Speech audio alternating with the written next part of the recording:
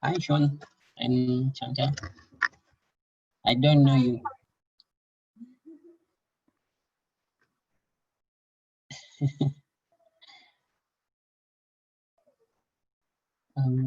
Hi. Yeah, so I think maybe as we are waiting for the others to join, as we are waiting for the other guys to join, there's the sensor we are waiting for. Yeah, there's that sensor we are waiting for, the ultrasonic. I'll organize them. You'll have them probably today, so you can try out everything, and maybe probably by the next class you'll be able to. You'll have done the circuit. So we'll just wait. Just check. Are we early for the class?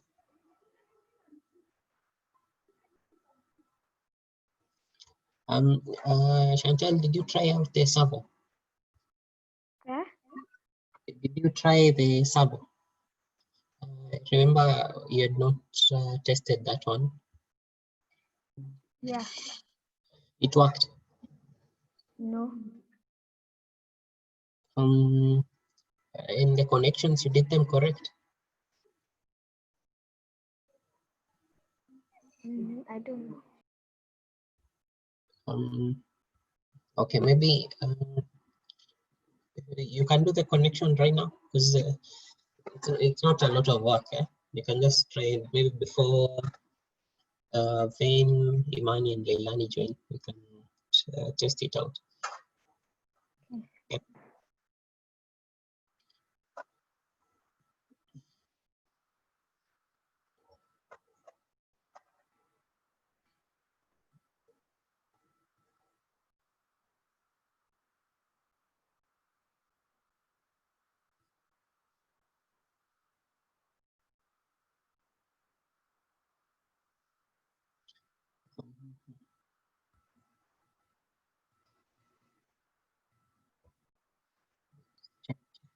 Chantal.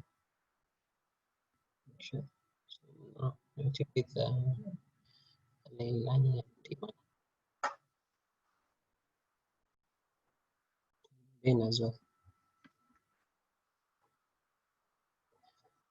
So let me just share how the circuit should look like. Okay.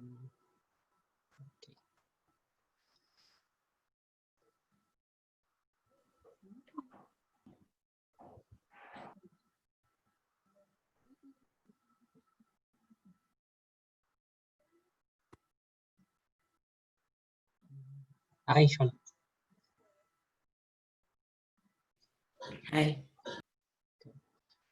Chantal, you can see my screen. Yes.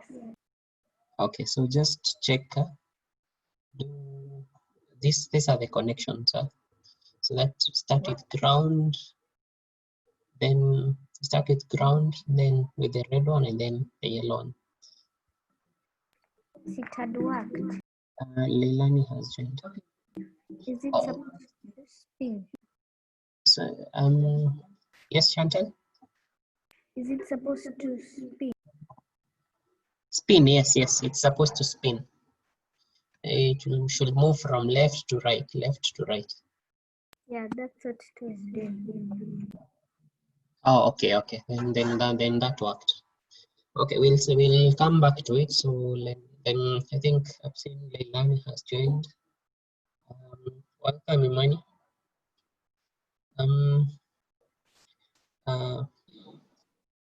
Hi Leilani, hi Imani. Hi. Good. Okay. So yeah, so I hope you're excited for today. Yeah, so we can do much. Yeah, actually, coincidentally, we'll be looking at something on energy today, or saving electricity.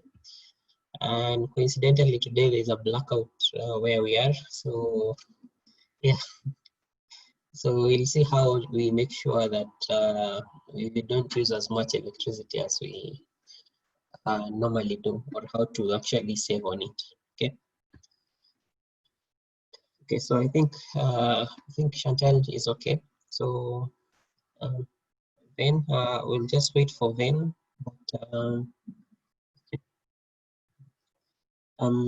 But maybe as we wait for her, let me just start out on what we're going to be doing today.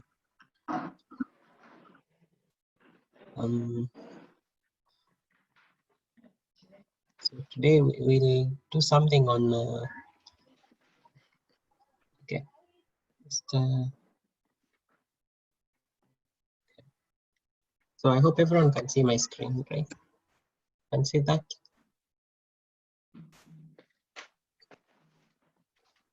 So last time we looked at this, I hope it was fun. For everyone, I think there was a hitch with the sensors with the kit we have, but there's some sensors I'm going to send out to all of you. So you should be receiving them between today and tomorrow. So just hold on, you'll get them all between today and tomorrow, and then you can test out what you are trying out on Wednesday. So for today, I want us to start on something else called, there's a sensor called an light dependent resistor. So a light dependent resistor, it's exactly what that states, and sometimes we call it a photoresistor. So they are a bit of an interesting resistance because the way they work is if you shine some light on them, the resistance increases, and when there's darkness, the resistance reduces. So they have a lot of interesting applications. Maybe everyone can just check if you have the sensors. Just check if you have this and something that looks like this. It might be in a packet in your kit. So just check, make sure it's there. Just check and make sure it's there.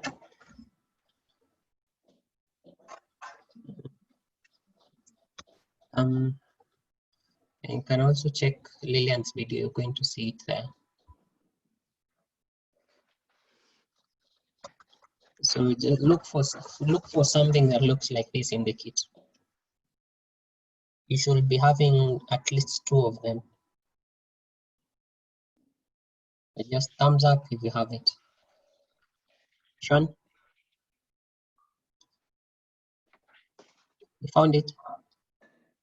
Yeah. Oh, awesome. Okay. Chantal? I've not yet found it. I was trying to open it. Okay. Just check, and then Leilani, found it? Not yet. Imani? Not yet. Hi Ben. I too. Have you found the resistor? Yes. It looks like this. Okay, nice. So that, and then yeah, so like I mentioned, this is called a light dependent resistor, or sometimes you'll see it being called a photoresistor. So yeah, or also you will call it an LDR. So yeah, so when you might hear me referring to something like an LDR or photoresistor, this is what we'll be talking about.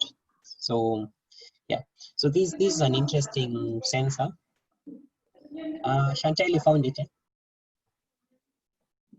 Yes. Okay, Leilani? Yes. Okay, Imani? Yes. Okay, awesome. So yeah, so this is an interesting resistor, and surprising thing is I'm sure you've used it somewhere and you probably didn't know. So like one of the interesting places where you'll find it or you'll see it a lot is or you use it a lot is on a phone. So when you look at a phone, it has most of the, or especially if you have a white phone, maybe you might see it. But for a black phone, it might be hard to see. But if you're keen, you'll see that the phone has two holes. There's one for the camera on one side, and then on another side, you'll see there's a slot. There's a slot there. And the way this one works is this light dependent resistor, yes, like the one you have, Chantal, is showing very well. You can see them there. There's a camera and then there's the other hole there. So that's inside there. There's a an LDR, right? Yes. So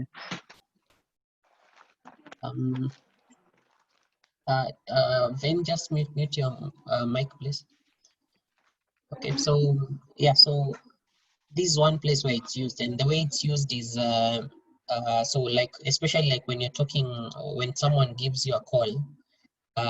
Normally if you like put your phone close to your ear, the screen goes off. So next time probably someone calls, just try to place your finger on top of that sensor. You're going to see the screen is going to go off.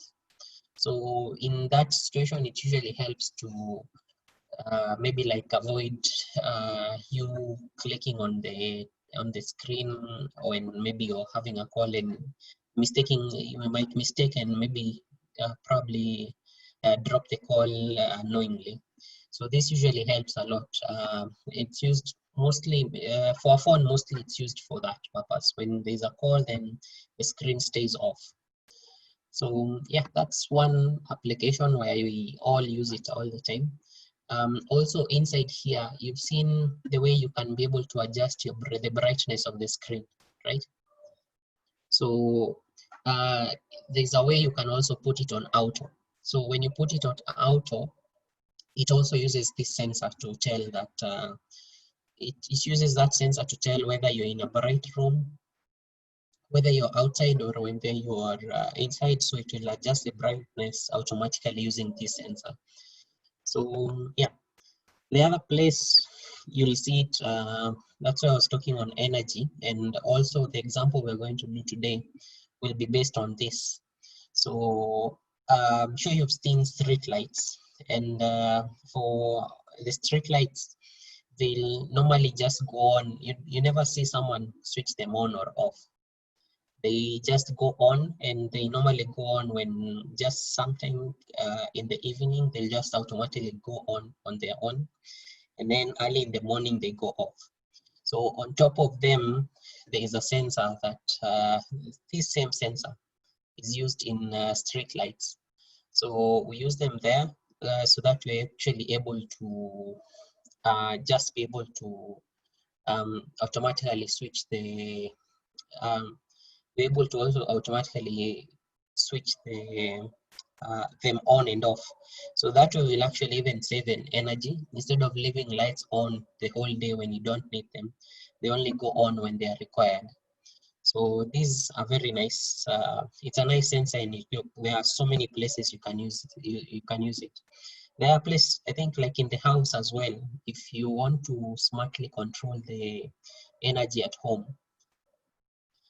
if you want to control maybe how energy is being used at home and maybe the bills are very big.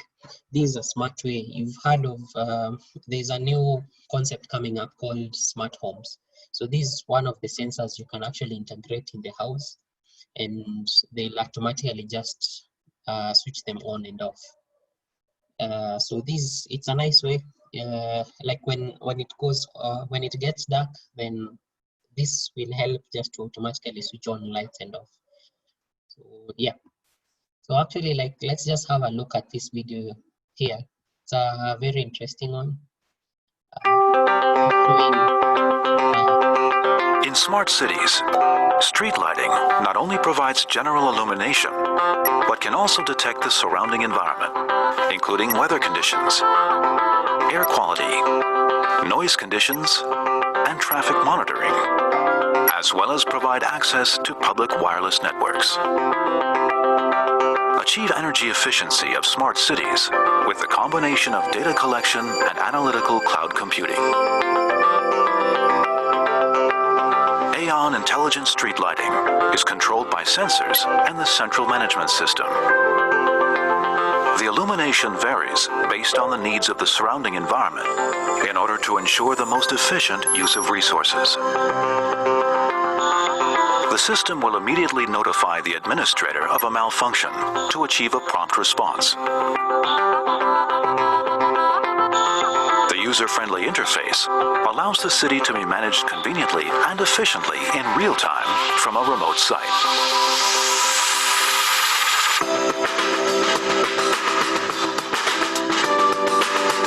In addition, AON Intelligent Street Lighting has many advantages. Most importantly, it can help save energy, reduce carbon emissions, and reduce the cost of equipment maintenance. The money saved can be used to upgrade other facilities that will help to achieve a green city. Yeah, so that's basically just like an example. There is also, other than the smart home concept, there is also a concept that's coming up called smart cities. So when you have smart cities, you have a city that more like operates like a robot, just that it's a very big robot.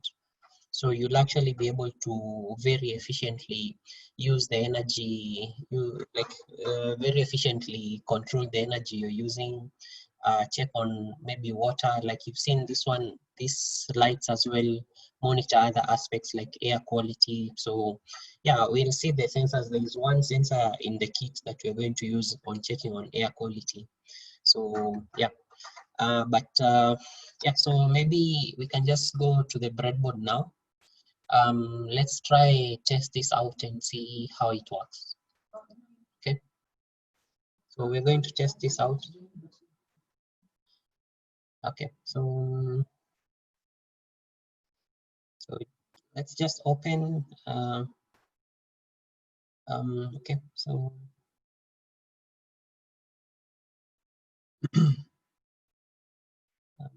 open share. Okay, so I hope everyone can see my screen. So this is how we're going to do the connections today. So just now grab your breadboard, get some few wires there, so that we're able to. Okay, and Chantel, I see you've learned something new today. Yeah, it's usually in cities we try not to have people maybe doing the on and off in most areas. So like for the street lighting, it's always a person that, it's always the machine that will do everything on its own automatically. Yeah, and sometimes if they have a fault, then you're going to see them going on. If they have a fault, you're going to start seeing them going on during the day. So when you see them going on during the day, probably there's a lot of dirt on this sensor, or yeah, maybe there's just something wrong, or this sensor is covered. So this is how we'll do the connections today. It's not very complex. So the LDR is basically a resistor. So we'll just connect it this way. So so first we'll do one leg. So both legs, this one you can connect it in any direction. So one leg will be on one line and the other one here. And then you'll get maybe like a 1K resistor. Use this one here, use a 1K resistor. So that's the one with the brown, red, and black. Brown, red, black. Then the other thing we're going to introduce today is we've been using the digital pins. So digital is usually a 1 and 0, like it's either on or it's off, on or off. But when we use this other side of the board has A0 all the way to A5. So when we do that, it's usually more like we are going to, or this usually now analog sensor, an analog signal, that is, it varies all the way from, maybe it's a very varying signal. So it doesn't exactly just have two states. It can have several states. Like for instance, temperature, the one we're doing today is light, so it can have varying brightness. So yeah. So have you connected this, Sean? I see you're done. Yeah. Okay. This 5 volts ground, and then A0. Chantel?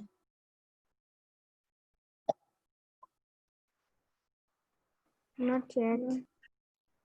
Okay. Leilani? Not yet. Okay, let me just leave it here. I think most people are not done yet. So just follow the circuit same way we've been doing it. Just follow it and yep.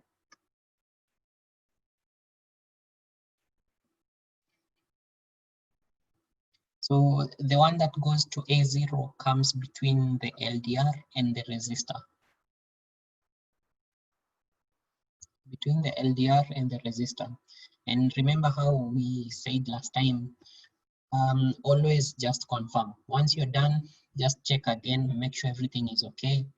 Make sure everything is squeezed down into the breadboard well, so it does not loosely hang on top. So once you've done that, then grab your Arduino, do the connections in this same way. Red one goes to 5 volts, the black one to ground, and the yellow one to A0.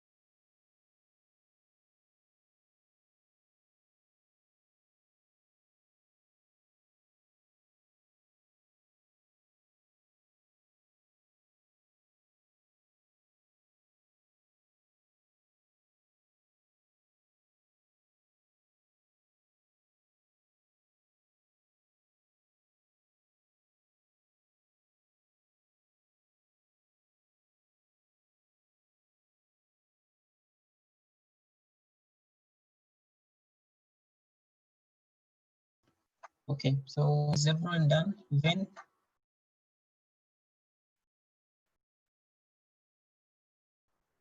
Ben, have you done the connection? Imani? Yes. Okay, Leilani? Almost. Okay. Chantal? I finished the one to put the USB cable. Okay.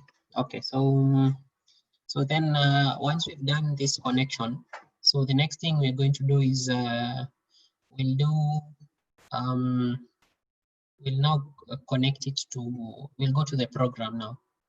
So just open your Arduino. Open your Arduino.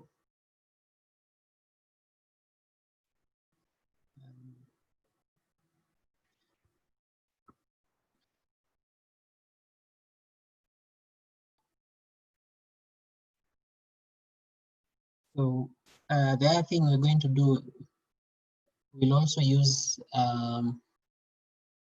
remember we used serial before. So we'll use that again. So we'll use that so that we're able to see what the Arduino is seeing inside. We'll also be able to see what the Arduino is seeing, like basically, so that we're able to see what's inside the Arduino. So once we're done with the programming, yeah. Okay, so I hope everyone has opened the Arduino.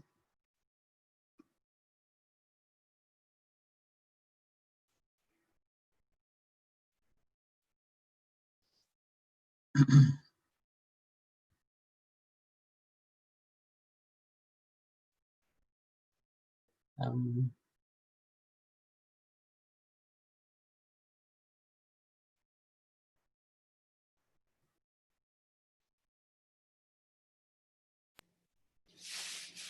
okay, so next thing is just open a new sketch. So on file, under file, you're going to open new file, new, and then you can save it, give it name, maybe LDR, give it a name LDR, and then let me just share the code.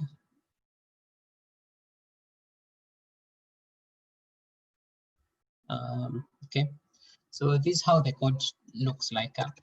So first thing, like we've been doing in the other one, is you will create a variable, and this variable is going to hold the variable will hold that pin. We'll tell it which one is which pin are we using as the input. For now, since we're doing an analog, we're going to give it A0, and that's the same one we've given it on the connected to on the Arduino. And then after that, then the same way we are done with the servo, you'll just give the sensor value. For now, we just give it a 0 because that's why it's going to start. So write this in sensor value to be 0. And then after that, then we are going to go to setup. So setup, remember this, where we also do the setup for like all the pins we're going to use, or yeah, all the pins we're going to use, especially for digital, and also when we are setting up the serial monitor. Setup monitor speed. So so this is how you switch on the serial monitor. And then after that, we'll just go straight to the loop. On the loop, what happens here is it's for analog. Actually, it's really easy because this is actually the only part we've added. So we remember the sensor pin, we told it is sensor pin is A0. So, and the sensor value now will be dependent on this. So what we read on that what we read on that pin is this. So, and then once we've done that, then we're going to output, we're going to sprint the sensor value to the serial monitor here. So just try write this code. Try write that code. And also, always once you've finished writing, you can always do a quick, when you click this one, this compile, if you want to check if you have any mistakes, you can just use this. If it compiles successfully, then it most likely will work okay on the Arduino. So compile.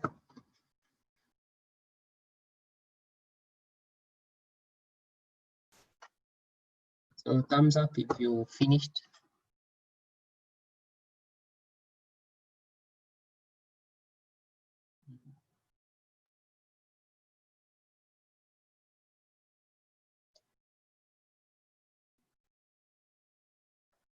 Anyone, and then also make sure you have the right board selected.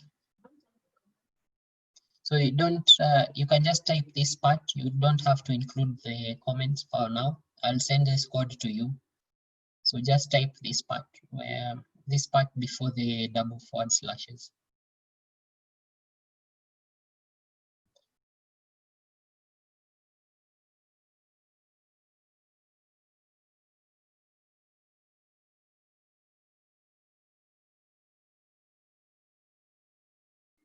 Okay.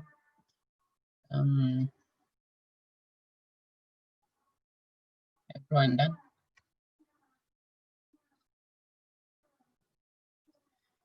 So remember void loop.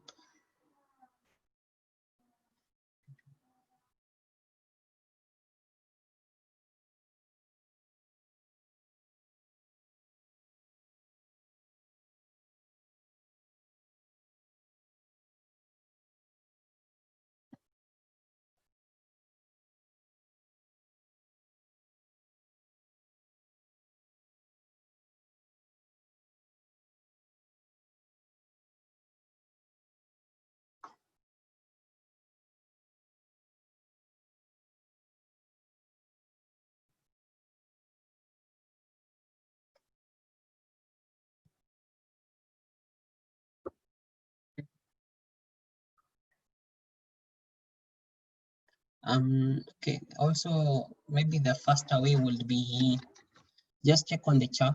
I'm going to just post it and copy and paste it there, but not usually very encouraged in programming. So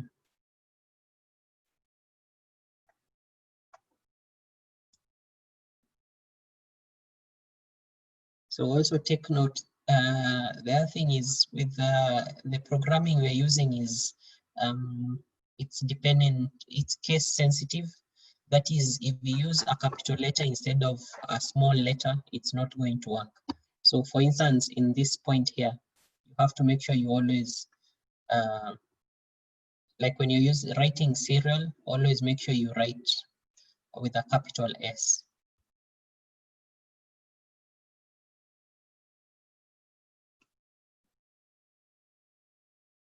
Okay. So everyone done? Sean, you're done? So once you're done, just upload the program to the Arduino. So upload is using this pin here, this button here. Imani, are you done? Vin?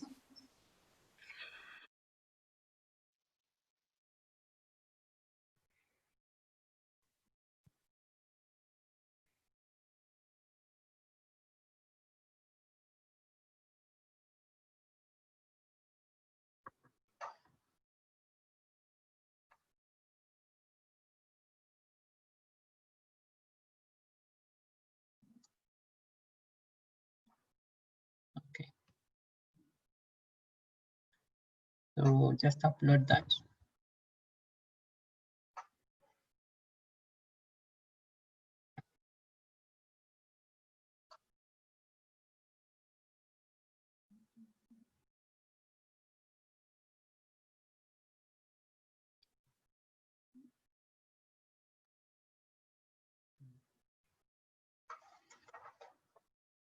So also make sure you choose the right board here. So if you don't choose the right board, it won't work.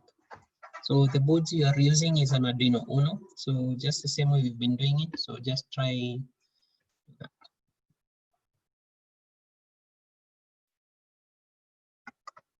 So once you're done uploading, so should get a bit interesting.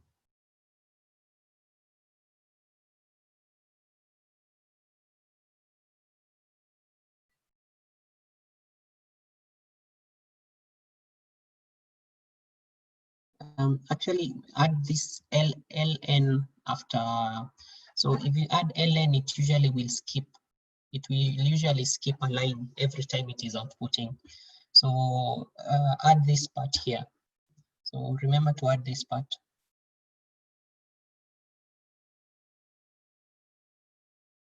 Add ln. There. Then upload. So I've sent this to the chat and the correction as well.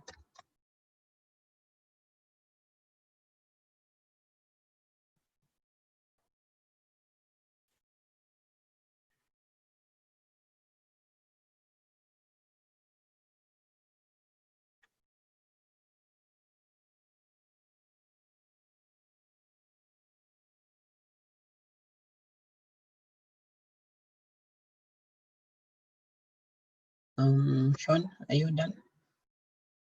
Yes. Okay, so once you've done that, then once it's uploaded successfully, click on this point here, serial monitor,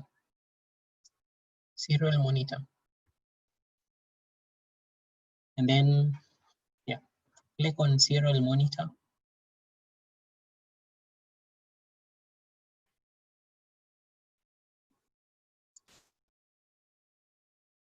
So Leilani, Imani, Ven, are you done? Not yet. Okay. It's saying that Yes. expected unqualified info void. Okay, so I think best way is we can just share your screen. Let's just use your screen and troubleshoot. So the other part of programming is debugging. So every time you find an error, it's usually okay. So yeah, don't worry. It's probably maybe something that is maybe just a small, we call them syntax errors. So it could be a syntax error that is causing that. So I see Sean is already playing around with it. So yeah, if you place your finger on it, or if you switch on the torch on, if you have a phone there or a torch, you can just shine the light there and you'll see the value there will be changing. The value there will be changing a lot. So yeah.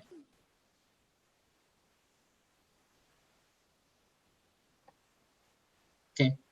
Also, Sean, you can make Lillian the host, so that we can think. I want to switch computers. Okay, so Sean, can you see is the value changing? Yes. Okay, Chantel. Yes.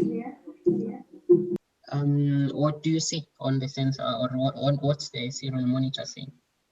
Numbers, especially when you put your finger on the sensor and when you put it away.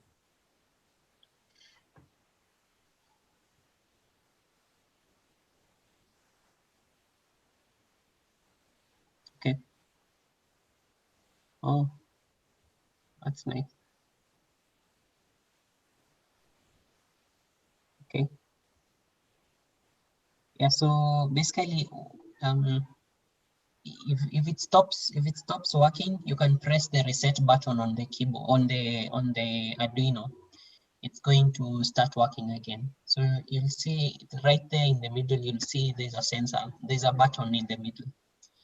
Leilani, you can share your screen so we troubleshoot. Imani, yours is working, okay? No. Okay, so the other thing is also just check on the connections, make sure the connections are okay. So you remember, so let me just share the screen so that you just troubleshoot. How do you check if the? Yes. How do you check the value? So on the Arduino, right at the top right of the Arduino, there is a button there written serial monitor. Or when you hover over it, just look at my screen. So here you'll see serial monitor. So you can just click on this one. So when you click on it, you're going to see some numbers. And also, actually, you can also try another one. If you go to tools, here, you're going to see serial plotter.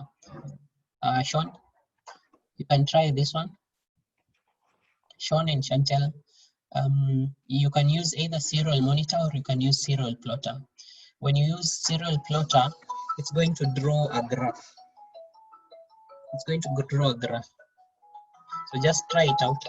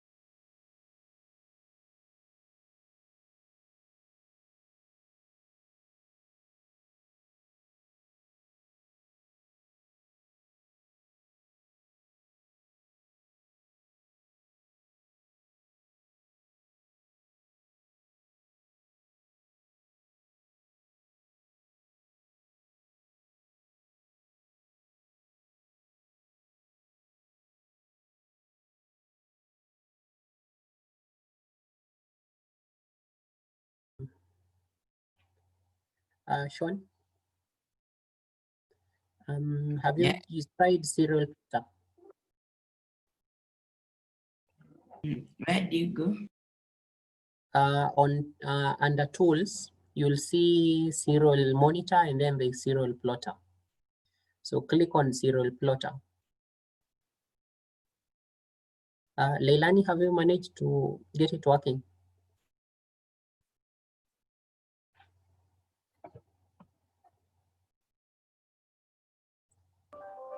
Yes. Okay, and have you tried serial plotter? Not yet. There is serial. You can close serial monitor and then open serial plotter. So you'll see. Okay.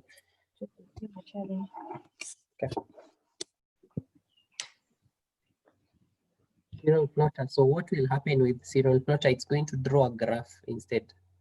Instead of now the numbers, it will be drawing a graph.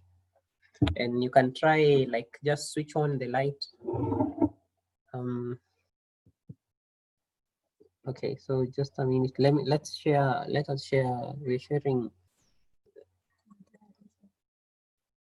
So we're sharing the serial. So this is how the serial plotter looks.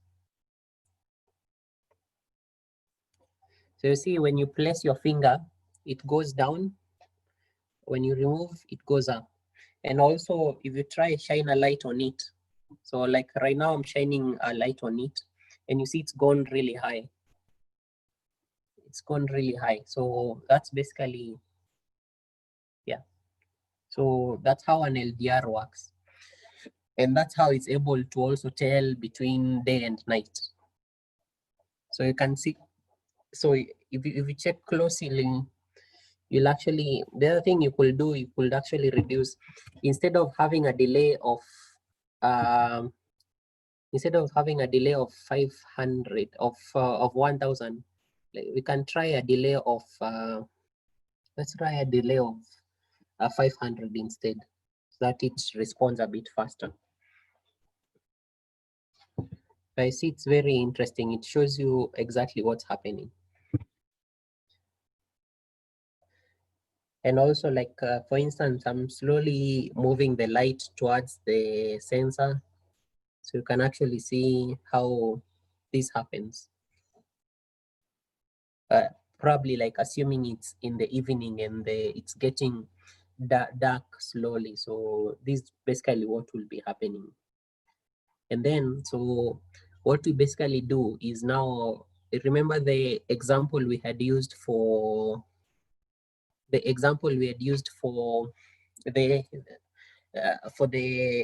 LED. So now I think the challenge we'll have for today is we try connect an LED on pin 13 and then like make the light to be sensitive to, or to be checking if, like have a threshold. If maybe like for instance, this one is operating at around 130. So if the light, if it gets dark or it goes below 130, then the light should go on. The LED should go on. And then if the brightness gets more, then it should go off. So that one will actually be working exactly the same way a street light works. Okay. My serial plotter isn't working. Okay, just close and then open, check if serial monitor is working. Pardon? Or close the serial plotter and then open serial monitor.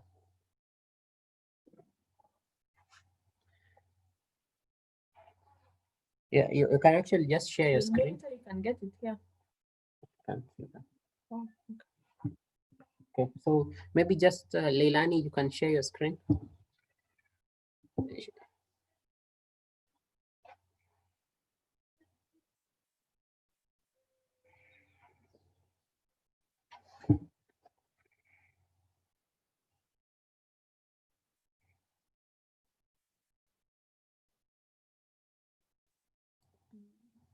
share your screen.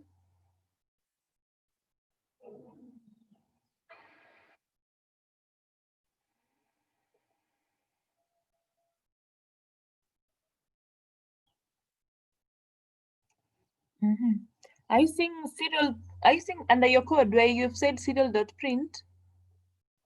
Just make it, add an ln to make it serial print line. Serial print sensor value. Just add ln there. ln.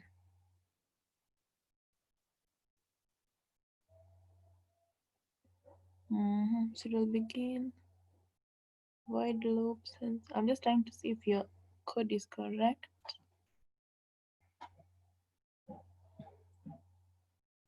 Okay. Okay, and then now open the serial monitor. Have you uploaded? Serial monitor, yes. So you might stop sharing, have to stop sharing and then share that window for the serial monitor.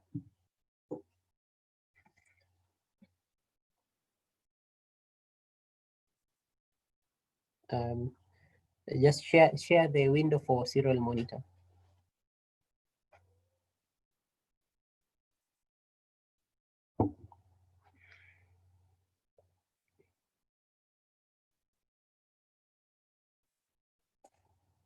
Is serial monitor showing anything? Leilani? Yes, yes. So when you say share screen, it gives you options of which screen to share. So just select the one that is showing serial monitor.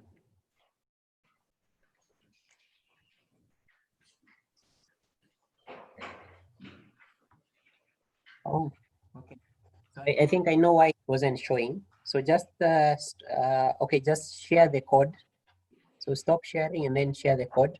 So you see, this is the part I had sent last for you to add an LN at on serial print. Yeah. So just close the serial monitor and share your code.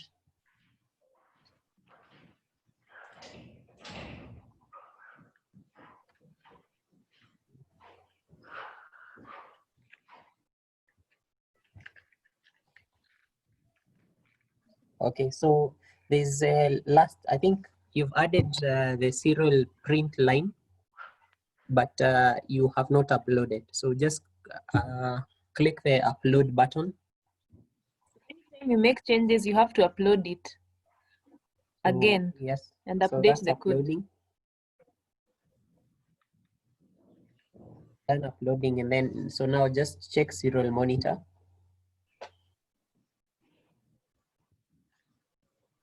So right now it should be skipping a line, right? Skipping every line, or it starts on a new line.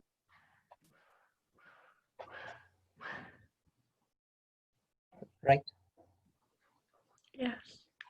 Okay, so now if you close that and open serial plotter.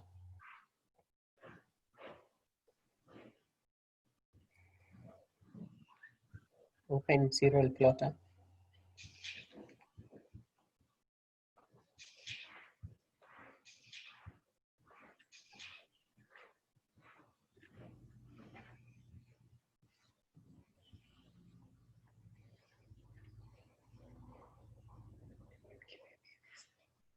Serial plotter is under tools. Is yours working?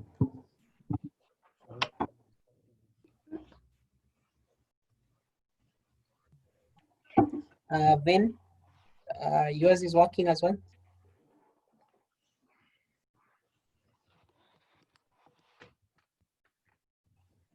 You're very quiet today. I'm stuck. Okay, just tell us. We'll help you on that. The screen, when?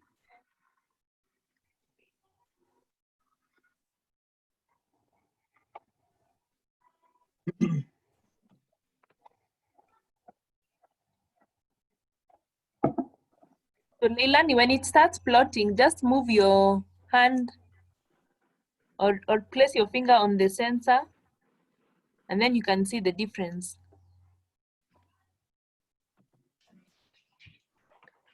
It's not plotting. What is Imani is plotting? Imani? And then also change the 1000 to 500. Change the 1000 to 500 instead. Oh, okay. Okay, then just cancel and then so okay. So what when mentioned is yeah. So for this programming, we always have to add the semicolon at the end. So on that line where it's showing the red line, add a semicolon at the end.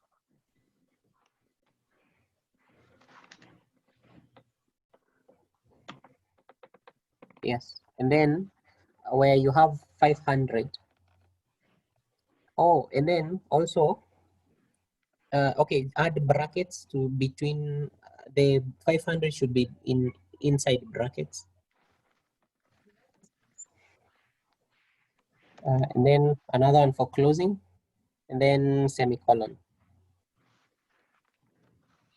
And then, so the other thing is this code should be in loop. So copy this whole code and take it to loop. Delete everything inside the loop. So just copy and cut.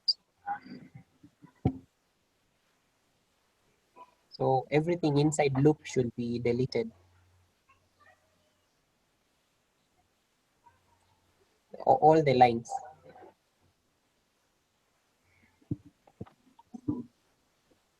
Just select all the lines and backspace. Ben, just select all of those lines together and then backspace. Yeah, that way.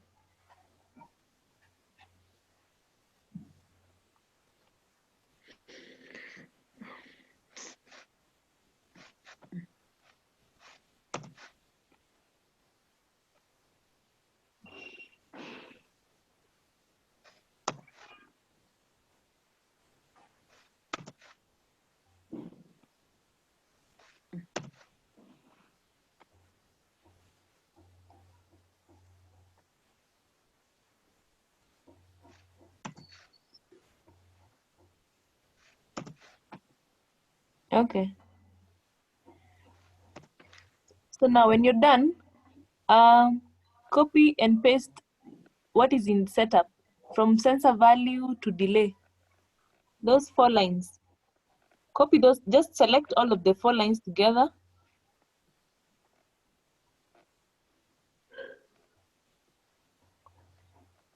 No? Just the 4 lines.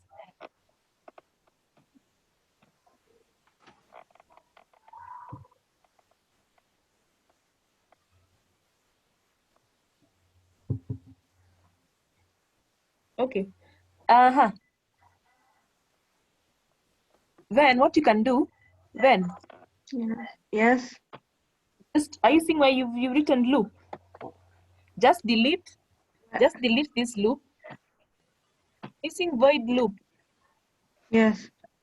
Oh, delete a rename. Delete this void loop. Mhm. Now go to setup. Void setup. Then name it void loop. Remove the setup. Rename that to loop. Delete setup. So then loop. Then add the brackets.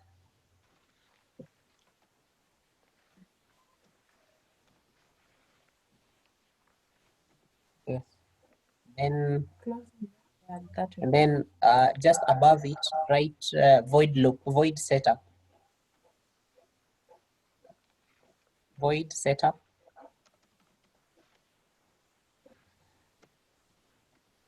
Setup.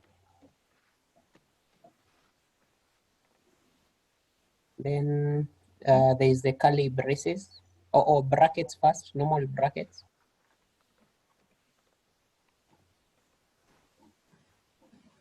And then curly braces. What then? Curly braces like the ones in loop.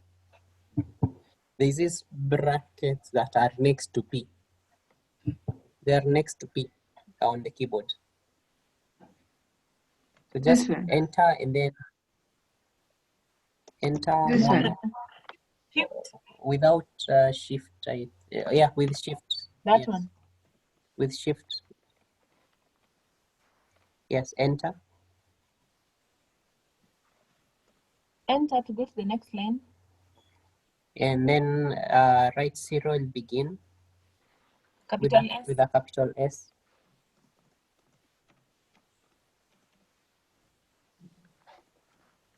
Serial dot begin.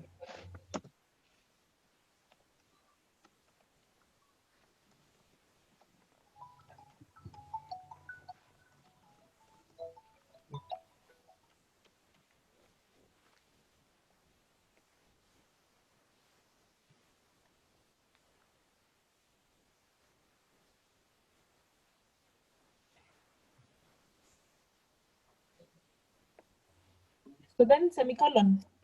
Oh wait, 9600, open brackets,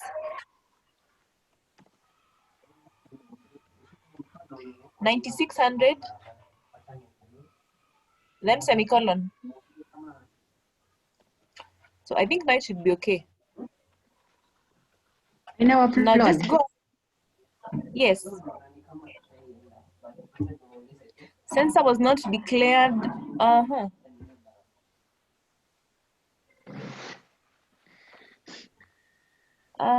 In sensor pin a 0, in sensor value 0.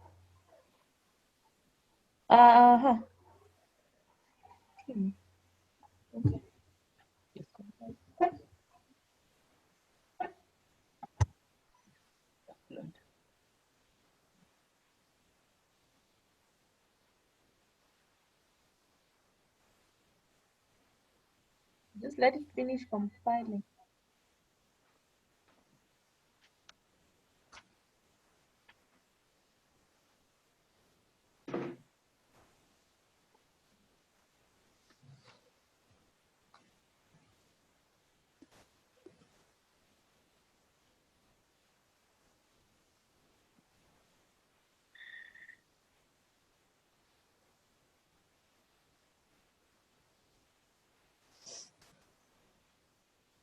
That's finished, but it's saying sensor was not declared in the scope.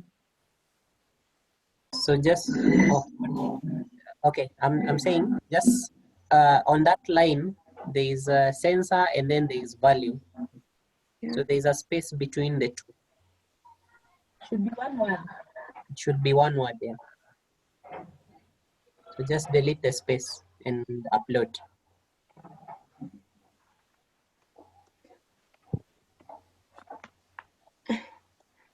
Sensor.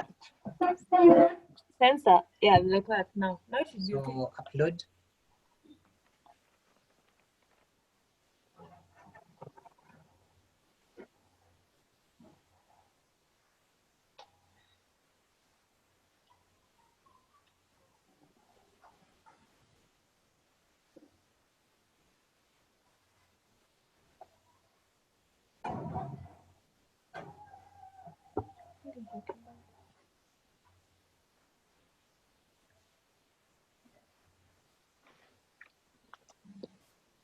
Taking so long.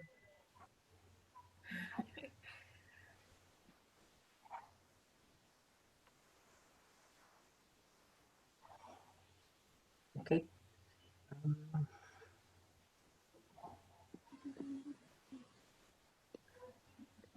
Leilani, did yours work?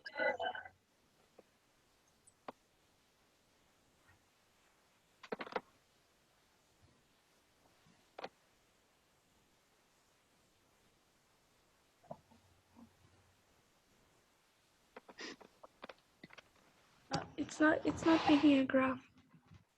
It's not? It's not making a graph. What about Imani?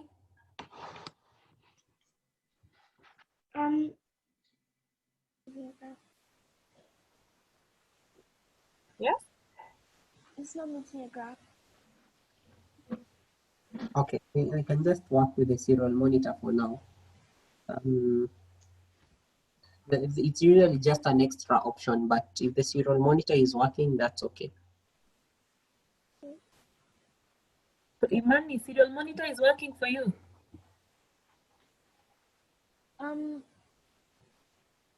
The numbers, Yes. you can get the value. And when you place your finger, it's changing. Yes. Okay. So, okay, maybe as we wait for Vance to upload, The other thing is, like I mentioned, is I want you guys to add an LED to pin 13. So that's maybe like the challenge between today and Wednesday. So add a pin on and add an LED on pin 13. So you remember how we were adding an LED there. So make sure you have a resistor and an LED, and then put it on 13 or 12. And then Lillian showed you how to put conditional statements. That's like if this, then do this. So do that on Arduino. But now you'll just check where does the light actually, like what will you consider as night and what will you consider as day, so that the Arduino to be controlling that light. So if it goes off, if the light is very little, the LED goes on. If there is light, then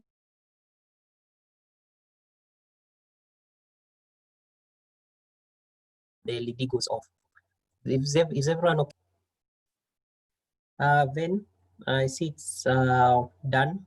Is it working? So just open serial monitor now, top right.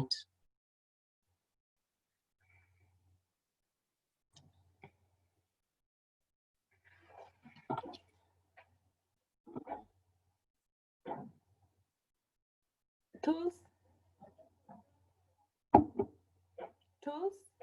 Tools, then serial monitor.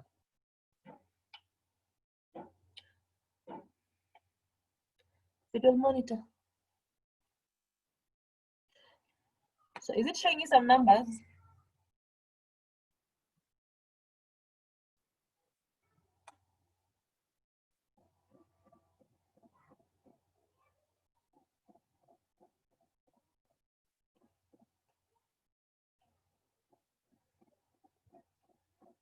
Then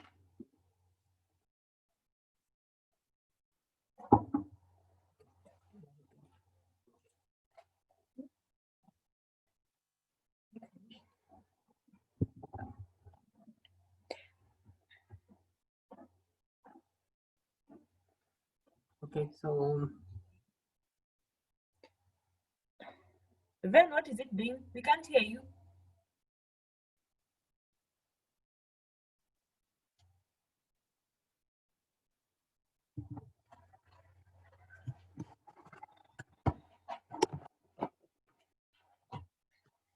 Yes, I'm sorry. It was showing some numbers. It was showing some numbers. Okay, that's good. So now when you place your finger on top of the sensor, the number, the value should reduce. Mm. And then when you remove your finger, that value should increase. So it's depending on the light it receives. Less light, a lower value. More light, a bigger value. So the assignment is to add a pin, add an LED to pin 13, such that when that value is high, the LED will switch off. And when the value is low, the LED will switch on. So basically, we will be using this LDR to control a light, okay? So just like we've seen in the video for smart cities, when it starts getting dark, the lights will switch themselves on automatically. And then in the morning, they'll switch off. So let me repeat again. The assignment is you'll add an LED to pin 13. The LED will depend on the LDR value. So if the LDR value is, maybe from your calculations, you'll just see, if maybe the LDR value is, when you place your finger, whatever value you're getting there, if it's that value, the LED should go on. And then when the value is higher, the LED should go off. I don't know, have you understood? Sean? Yes? Have you understood the assignment? No. Maybe we can give them a hint. They can use if. So you'll be using an if statement. So you remember when you are doing the LED, you'll have to declare, you'll go like int LED pin 13, you know how we had done for, you can check from the examples for blink, you can check how we were connecting an LED. So, and then you'll declare the pin to be pin 13. And then now you're going to use an if statement. So I don't know, like Sean, when you place your finger, what value are you getting?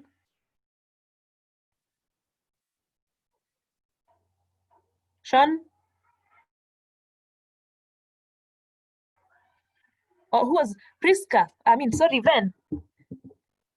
Ven, when you place your finger, what value are you getting?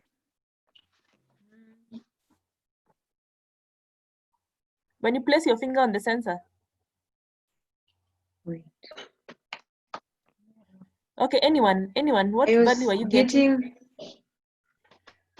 I was getting 116. What?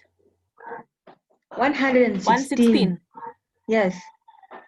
And when you remove the finger, 378. yeah, so depending on where you'll be, you'll check on those values, then you'll make an if statement that goes like, if that value is greater than this, switch off the LED. Otherwise, switch it on. So there, it's a challenge. Try it out, and then in the next class, we'll probably start with that as we continue. Okay. Well, I hope you found that interesting. So try it out. I'll send some hints in the document we have for circuits. So yeah, but try it out. Okay. Okay, so we're going to have a 5-minute break and then move on to App Inventor. So it's now 11:12. So 11:17 we continue. So you can be switching to App Inventor.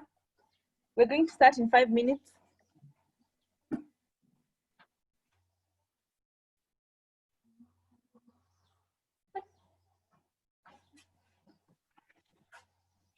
Okay, please stop sharing. I mean, Ben, stop sharing your screen.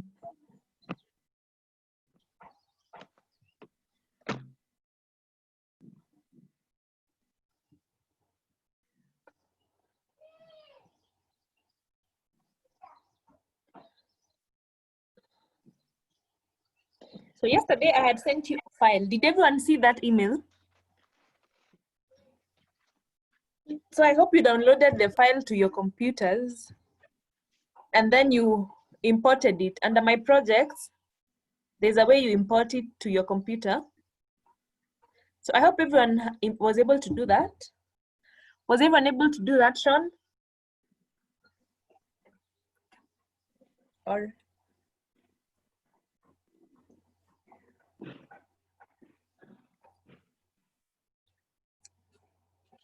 Sean, you're able to do that?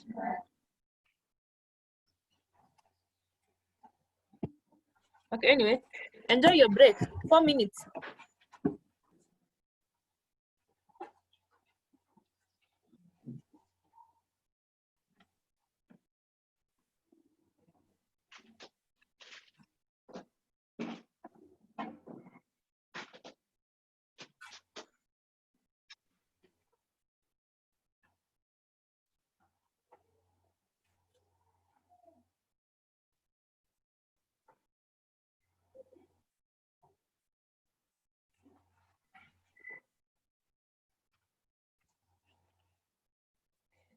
Three minutes.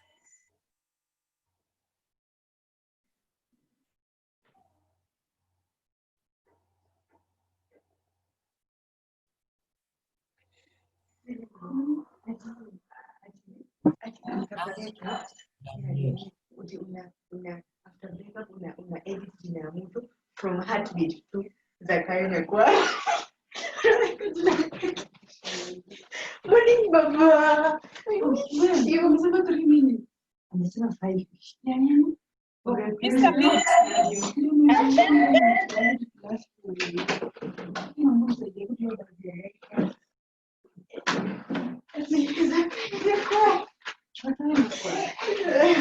Yes.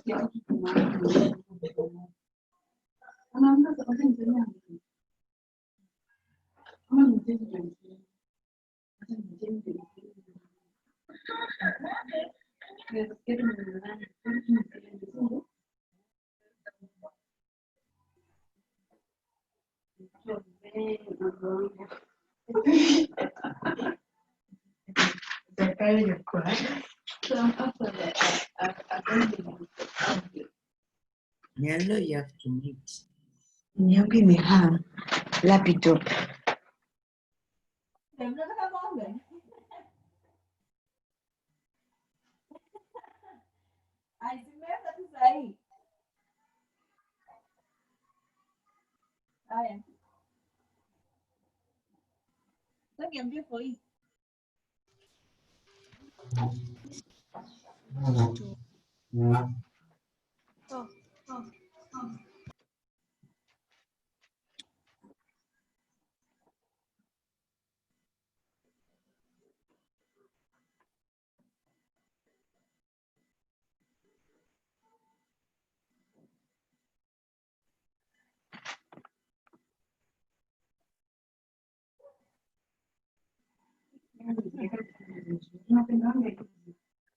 Okay, 30 seconds.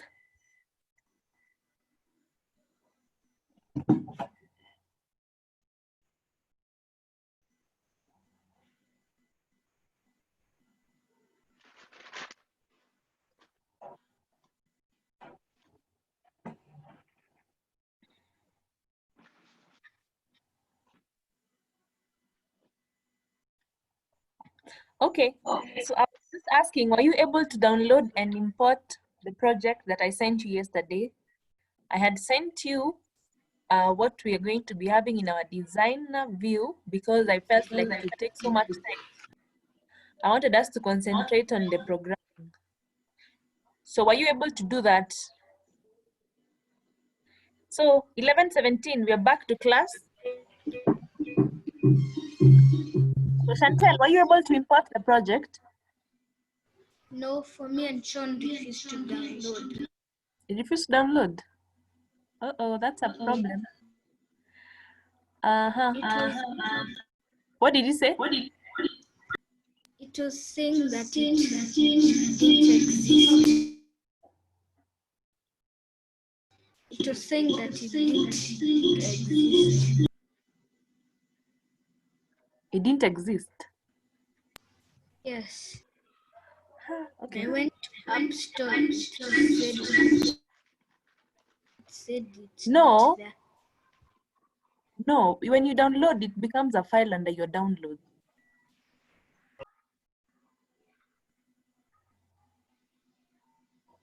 It's not an app. Okay, who was able to, Leilani, were you able to do it? Pardon? Wacha tu kudownload kazi ya mwalimu. Pardon? Sana kwenye laptop inanifanya shida. Ben, just mute your, Ben, please mute. My laptop has a problem. It's refusing to mute. Yes. Okay, then just tell everyone in your surrounding to be quiet. Or maybe you can move to a room that is quiet. Yes. Yeah. Were you able to download what I sent yesterday? Yesterday the Wi-Fi had expired, so I didn't download it. Okay, download it now. Go to your Gmail and download it now. Okay. It was. Leilani? Yeah. Hello. When you put the earphones, Leilani? it refuses to work. Yes.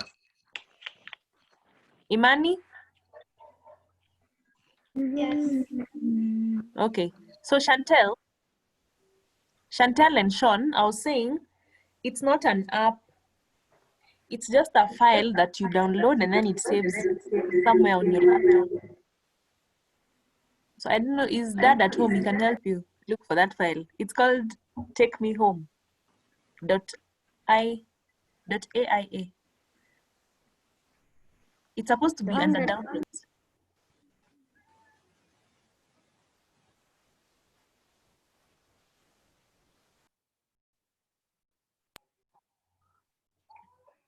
Hey, teacher, you sent it via email. Yeah, I sent it by email. Maybe I can resend.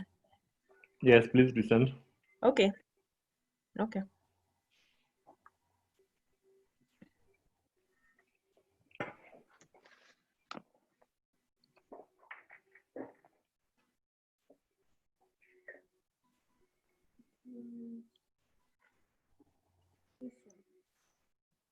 It is showing extension.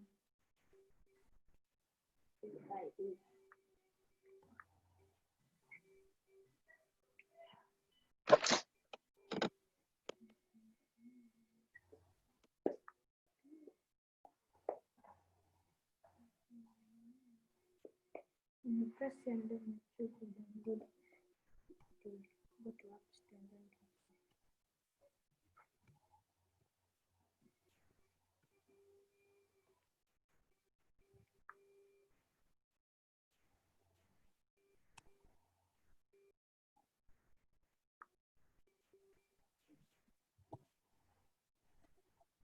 This, hello?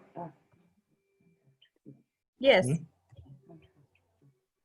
You've emailed it. You've sent to me or Yeah. to the email. Oh no, I don't have access. To You okay, let me send to both. sent Chantel's email, but is it the one say take me home? Yes, yes. Yes, that one. It's a .aia file. Yes, yes, yes. So what Uh-huh. she needs to do is when she goes to App Inventor, Mhm. she's going to import it. So just Okay. like not Import it on App Inventor. yes. Yeah. So I Okay. don't know where it's saved under downloads. Yeah, I can put it to desktop. Okay. So where is App Inventor?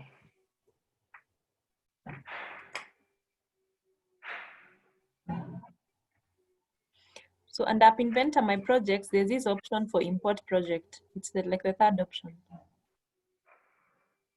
Just no, I need it this side. No. Import project. I can see on the user interface. Yeah. Where is import project is under where? Sean? Okay. Okay, Oh, Sean my has figured project. it.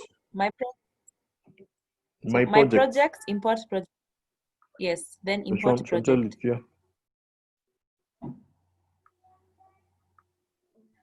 Import projects. So import project, select where it is.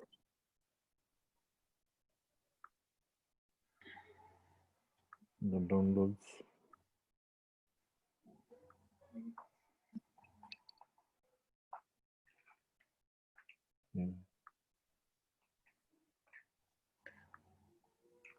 Then you can be downloading it, Ben.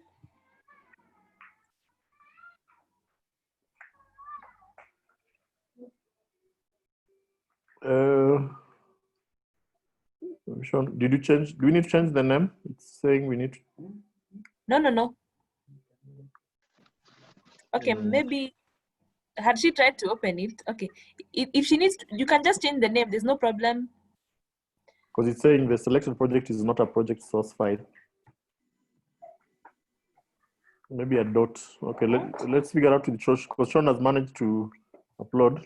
Let him come and Okay. use the process there. Okay. Okay.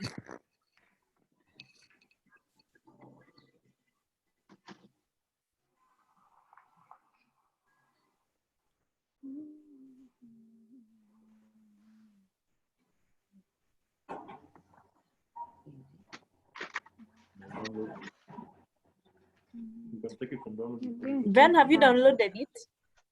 Check your email. Then you can check Yes. your email. I've sent it again. take me home. Hmm? It's still refusing.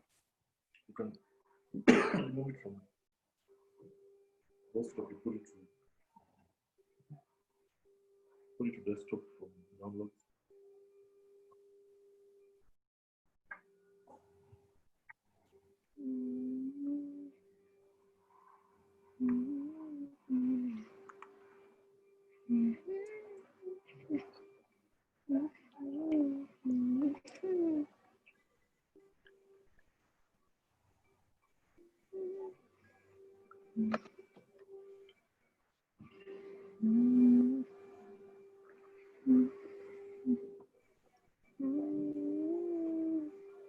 So it's fine now. I've finished. It has worked. Okay, so it's okay now. Okay. Yeah. So Ben, have you downloaded?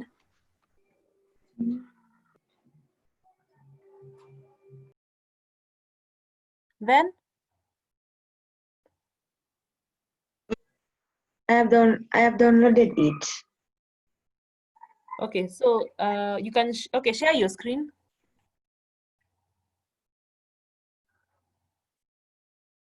Ben, share your screen.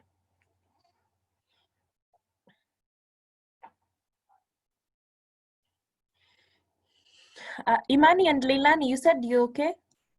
You were able to import the project. Yes. Imani? Yes. So just familiarize yourself with the design view. The reason why I sent it to you earlier was because I felt like we take so much time just renaming the labels. You can see we were adding some labels, some horizontal alignment, just on how to arrange the labels. So if you check, we also have buttons. We have one button that saves your current location, and then another one that gives you directions to wherever you're going. So there are two buttons. One is for save or remember, and then the other one is for directions. So we have two buttons. Then we have all of those labels. Some of the labels are for your current address, and then some of the labels are for now the remembered address. So we're calling it Take Me Home, because how you're going to test it is, since you're at home right now, when you click on remember my address, it will remember the address for home. And then let's say if you leave the house and go somewhere and you want to come back now to the house, you're just going to click on directions and it will give you directions back to wherever you're going. Now, you could use this. Imagine you've gone camping and you have a designated meeting point, or you split, or you've gone hiking and then you split into groups. So if you have this app, if you're supposed to meet at the same point when you're done hiking, all you do is when you're starting to do your hike or you're camping, when you're splitting, you just click remember. And then after you're done with all your exercise, now when you want to go back to the starting point, you'll just click on directions and then it's going to lead you back. Another place you could use it is, let's say you've gone to church and you have a really big parking lot, or maybe you've gone for a concert, and then when you're parking, you can click remember where you've parked the car, and then later when church is done or the concert is done, you just say remember, you click on the directions button, and then it leads you back to where you had parked the car. Okay? Yeah, so that's what you're going to be doing today. Then you've not shared your screen yet. Have you imported?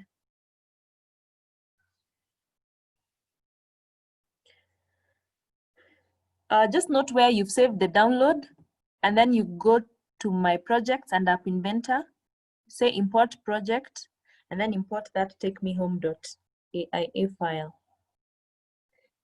Then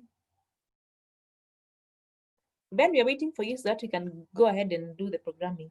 So you'll notice we've also added a location sensor. In the last class, I had shown you how to use a location sensor. You remember? Oh, and by the way, did that one work? Chantel's was working by the end of the class. Mine was working as well. So I don't know, Sean, did yours work? No. No. Okay. Imani, Leilani? No. No, okay. Imani, no. Okay, I don't know why it wasn't working. It was supposed to work. When I sent you an email and told you to change delay, did you change it to 1,000?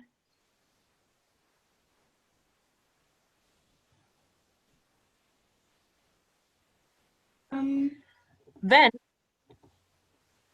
did you change it, Imani?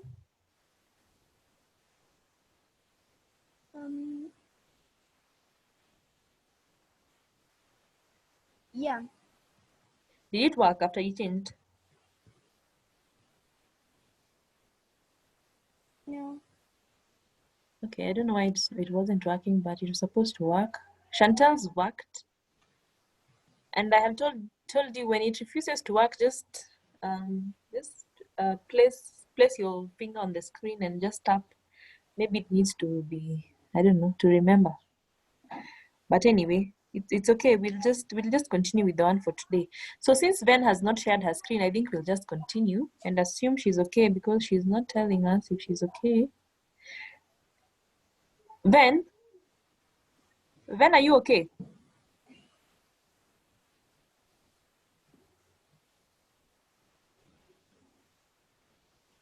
Ven?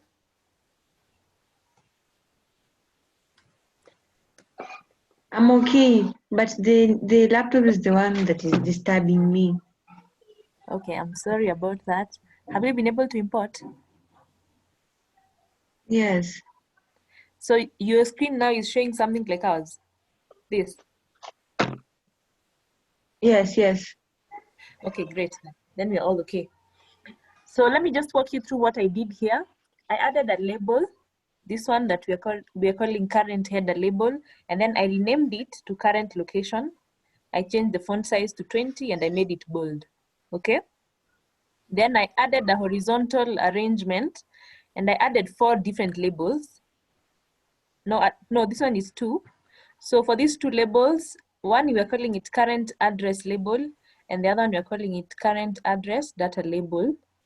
Now, so it will just be giving us the address of the place according to Google Maps. And then horizontal arrangement, I added 4 labels, which is basically going to show us the GPS. I told you GPS is basically the global positioning system. So it's showing you the coordinates. So coordinates usually have latitudes and longitudes. So we have current latitude label. We have a comma to separate it with the current longitude label. You know about longitudes and latitudes from your geography or your social studies, right? Yes, I believe that is the case. Then I added a button, which we're calling Remember My Current Location button. So this is the button that I was telling you, when you are at the place that you want to now remember later, you click on this button and then it's going to update the current address and then it will save it. And then so what you see now, I did the entire process again for other labels that we are calling remember. So now when you say remember my current location, it's going to remember a certain address, the coordinates. And then now later when you want to go back to that address, you'll just click on show directions and then it will prompt maps to open and give you the directions. Have you interacted with Google Maps before when you are trying to access a place? Or maybe you've seen your parents do it. Is that the case, Chantel? What is your interaction with Google Maps before?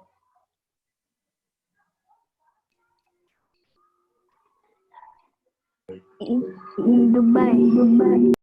In Dubai, wow, okay. So when you're touring the city and trying to find places to go to, right?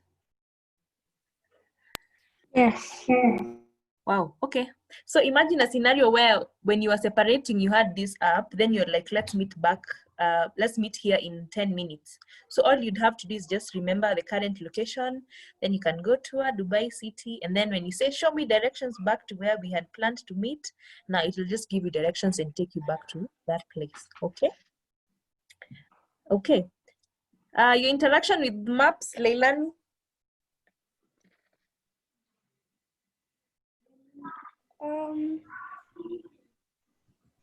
When trying to find a place. So when trying to find a place, which place are you trying to find? I don't remember. Okay, but it was just a place. Okay, Imani?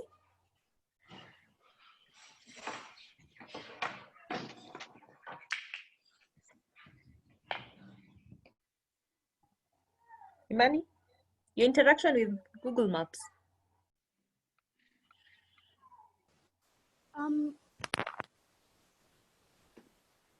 I don't know.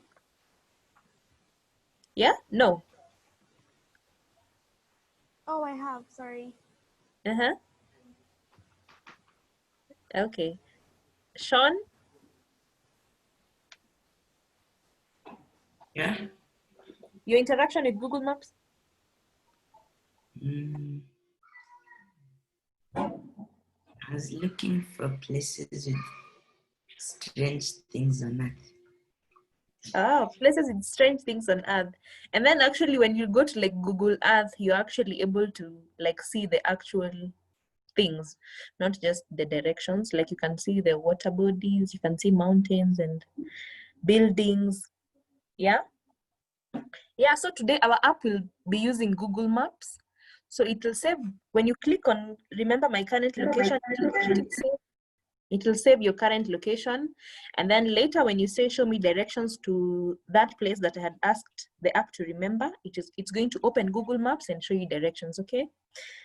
Yeah, so basically today we are creating our own location app of some sort.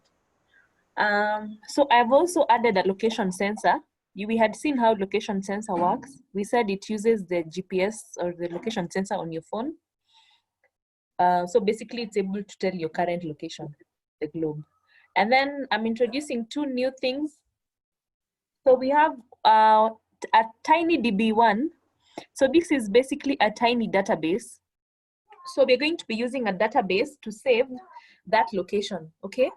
So like we're going to be having some longitudes and latitudes that we are saving, and also the address if the place has a name.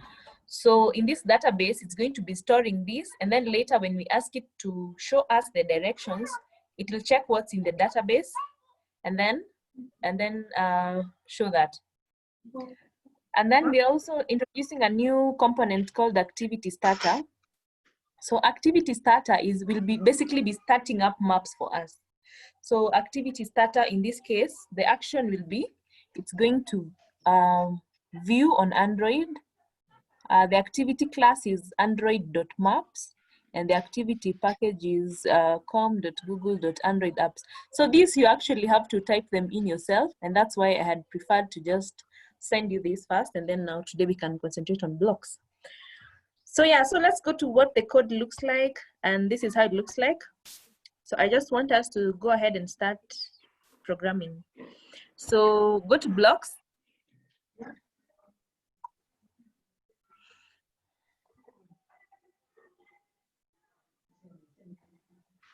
I hope we're together. Go to blocks. We want to start now programming. So go to location sensor 1 and choose when location sensor dot location changed do. I think someone can share their screen. Someone can share their screen. Since mine is already done. Who do we pick today? Imani. Let us pick Imani today. I think Imani has never shared her screen when we are programming. So let's, Imani, let me just stop share and then you share your screen.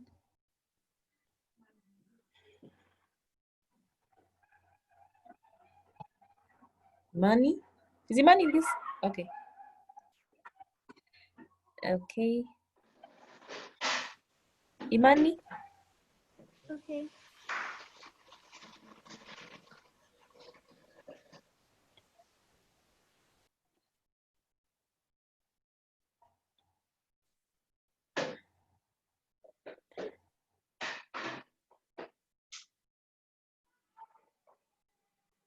Okay, so let's go to App Inventor.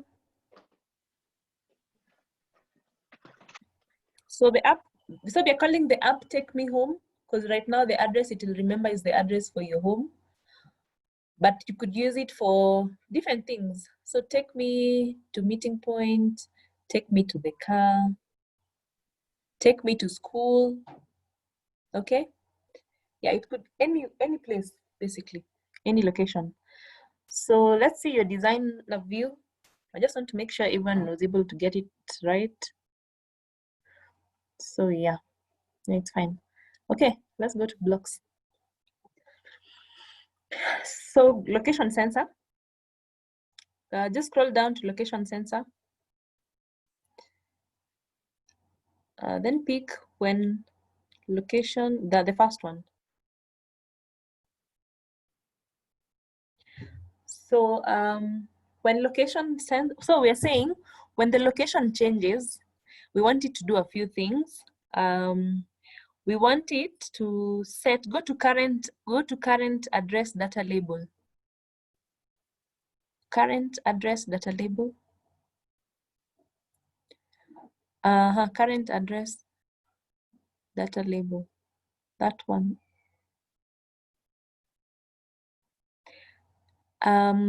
Look for set current address data label dot text. Just scroll down. Look for set current address, that one. Yeah, that one.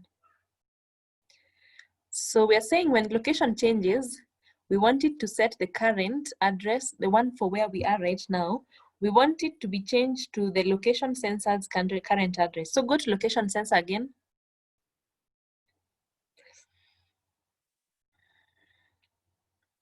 So look for location sensor current address. The fourth green. No, it's there. It's green. Location sensor current address. Yeah, that one. So add it there. So we are saying when location changes, we want it to set the current address data label to the current address of the location sensor. So it will check your phone, and then from the GPS sensor or the location sensor, it's going to save that address of where you are to be the current address, okay? And then just copy paste this set current address data label text. Yeah, copy paste that. 1, 2, 3 times. Okay, 2 times. Okay, so just add it below the first one. Just now, if any of you is being left behind, just unmute and let me know. Delete this section for location sensor. For the two last one, delete the location sensor part. Delete. Okay. Yeah. Delete. Okay. So rename. Just are you seeing under current address data label for the second one? There's like a drop down arrow. There's a drop down arrow here. Under current, under current, just in the ones we've copy pasted. No. Set current address data label, the second one. Yeah, that one. So if you click that drop down, just change that to current lat label. Current lat label. And then change the other one to current long label. So lat is latitude, long is longitude, okay? So you set this to get latitude, get longitude. So place your cursor above latitude, and then you get, yeah. So get longitude for the longitude one, and get latitude for the latitude one. Okay, so up to there, this is what this will do. So when the location sensor, when you change your location, it's going to set current address to the current location address, and it's going to set the latitude to the current latitude, and then the current longitude to the current longitude by getting the latitude and latitude from the location sensor. Okay, so we also want to set the remember button enabled to true, because we've said now what you'll be doing is you'll be clicking on 2 buttons. One button will be remember, then the next button will be give me the directions. So just look for remember button, and on the left remember button, look for set remember button dot enabled. Set remember button, yeah, that one. So add it there.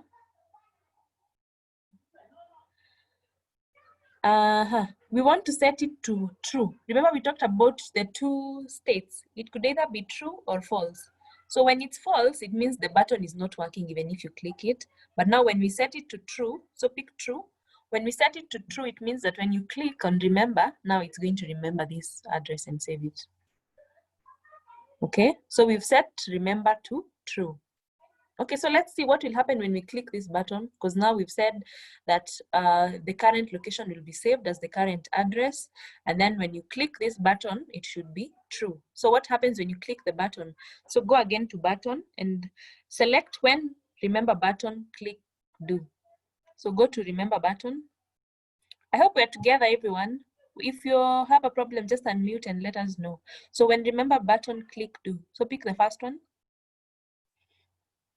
So what do we want to do when you click this button that says remember? So what we want to do is that we want to save this address.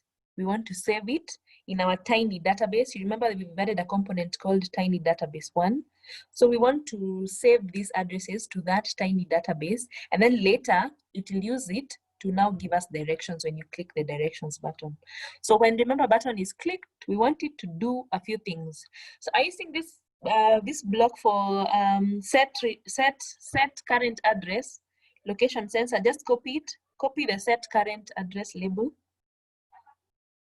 the whole of it from set, like copy it from this side, copy it from the set. Yeah, no, okay, yeah, that's okay. Duplicate, so just drag it to that space there, and then change it from current address to remember address data label. So remember address data label, yeah, and that will remain that way. And then we want to remember, now also do the same for the,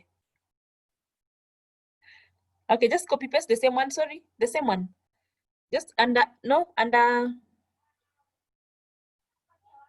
yeah, under that. Okay, so I don't know, your block has collapsed. So the first, that one, just right click. Okay, yeah, and then arrange them. Right click there, right click, expand block. So whenever it does that, it just collapses it and reduces it, so you can always expand it. Okay, so let's go back to when remember button dot click. So just add them before we rename, just organize them, yeah, like that. So now we want to, the first one is remember address data label to location 1 sensor current address. Now the next one is remember lat label, and then the other one is remember long label, and then on this other side is location sensor 1. Now change it from current address, the second one, change it from current address to latitude, and the second one, change it to longitude.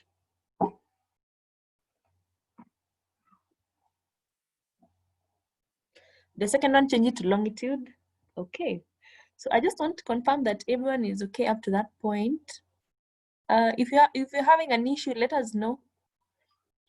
So now what we've done here is we've said when the remember button is clicked, we want it to set the remember address label to the current address, and also it will set the remember latitude label to the current latitude, and then it will also set the remember longitude label to the current longitude.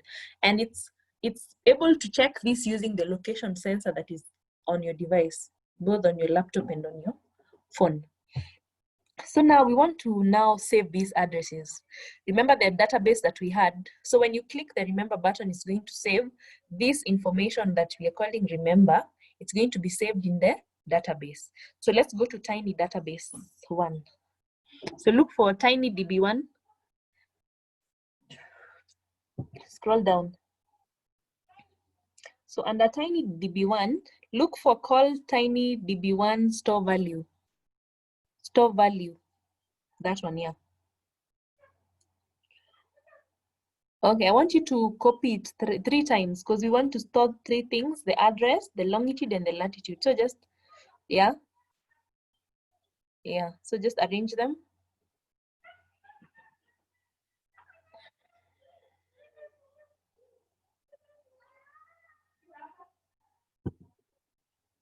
So just arrange them. So what do we want to do? We want to store these values in our database, okay? So we want to store the first one that we are calling address. So go to, so the tag is basically how you want it to be noted. Okay, Chantal is confused. Chantal, before you share your screen, okay, Chantal, share your screen. Imani, just stop share. Chantal, share your screen.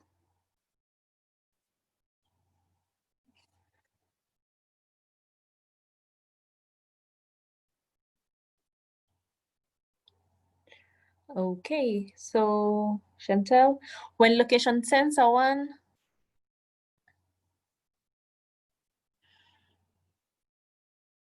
okay, so the second one, Chantal, is current lat label. The second one is lat. So it's actually only 3. Don't have the fourth one. Remove the fourth one. Delete one of them. Delete one of them. Delete. Okay, yeah. So that one is okay. It's current. No, it's okay. Don't delete. Right click and undo. Right click.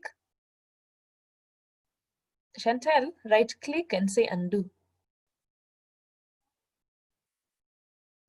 No, not on any block. Chantal, just click anywhere outside the blocks. Just click there. Right click and say undo without selecting any block. Just right click. Right click. No. Chantal, place your cursor on the white part, the empty part.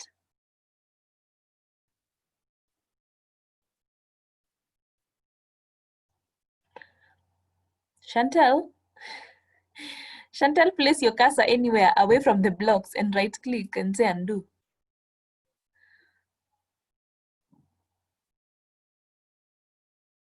Okay, did I get disconnected? Are you hearing me?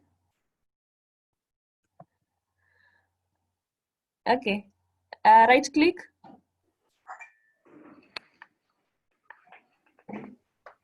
Chantal, right click and say undo. Okay, or copy paste then and have another one. Chantal, are you hearing me? Chantal.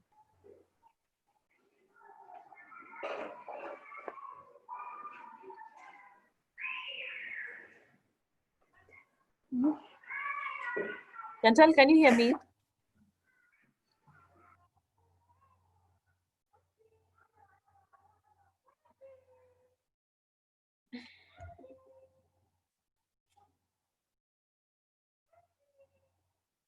Chantal? Okay, for those who are still continuing, are you seeing, go to text, pick a text box and add it under tag for all the 3 tags. And then you rename them to address, lat, and long, just the way I've done. If you can check here. You go to text and pick a text box and then rename it to address, lat, long. Okay? So, Chantal, please share your screen. Let me stop share. Who else is lagging behind? Sean? Sean, are you okay? No. Okay. Chantal had said, right click and say undo. Right click. No, not there. Right click on, no. Right click on this white space. Away from all that. Just right click there. Right click. No, stop going back to those sensors. Just right click on an empty place. Leave the blocks alone. Just right click there, yeah. Say undo. Undo. Yes, so we want them to be 3. So it's okay now. So set current address data label to location sensor current address. That's okay. So the second one is set current long label. So change it from current address to current long. Current lat label, and then the other one is current long label. That one. Current long label. Anyone who wasn't able to do it, just follow what we are doing with Chantel now. Delete this location sensor current address for the second and the third one. Delete that part for, yeah, delete those, yeah, delete. Delete that too. And then now set current lat label text to go to latitude and pick get latitude. And then for longitude, go to longitude and pick get longitude. No. Chantel, no, go back to the blocks. Chantel, not there. Just place your cursor above latitude. When location sensor, no, place it above lat, yeah, that way. So get latitude, add it there. And then get longitude. Yeah. So up to that point, we have told it to update the location based on the current location from the location sensor, and then get the latitude and the longitude and update that to be the current latitude and longitude. So after doing this, we want to set the button called remember. We want to set its logic to true. So go to remember button. Under blocks, look for remember button. So go to remember button.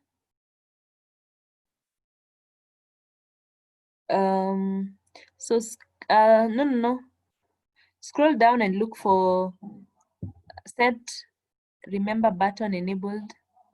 That one, set remember button enabled. No, the other one. No, not that one. It needs to have the word set. Go back to remember set that one. So add it there. And we want to set it to true such that when you click, it's able to do something. So go to logic and pick true.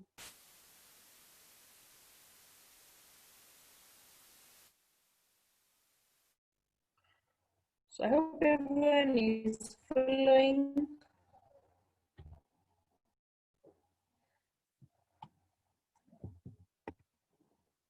So then after that, so add it there. And then now go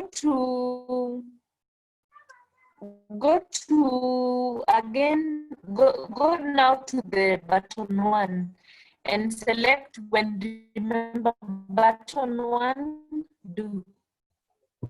So button click.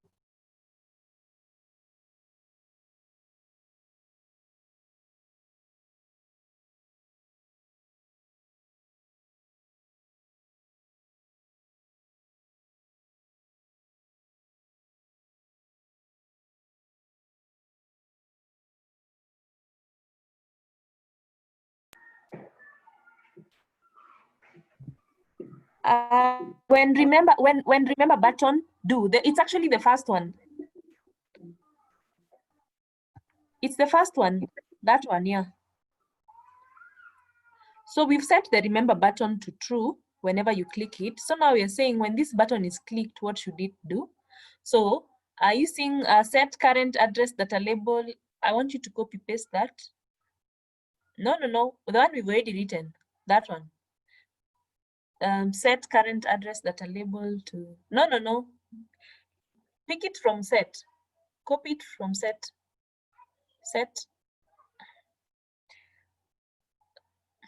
No, set.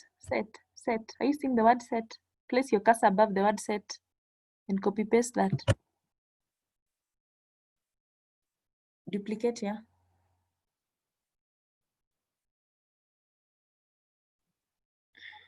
So change that from current to remember address data label. Remember address that.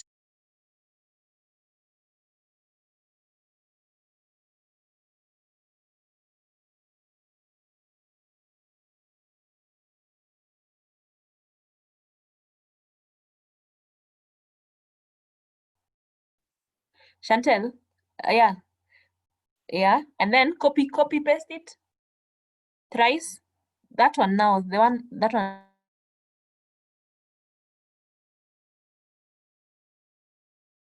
now, yeah, duplicate it 2 times,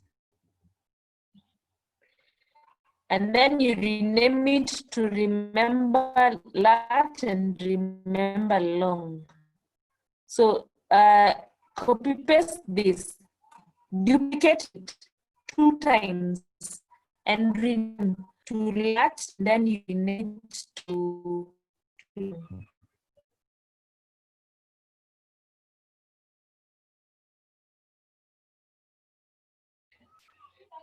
And then copy it again and set it to belong. No, okay. Remember long. It's the last one. Delete one lat. You have 2 lat, so delete one.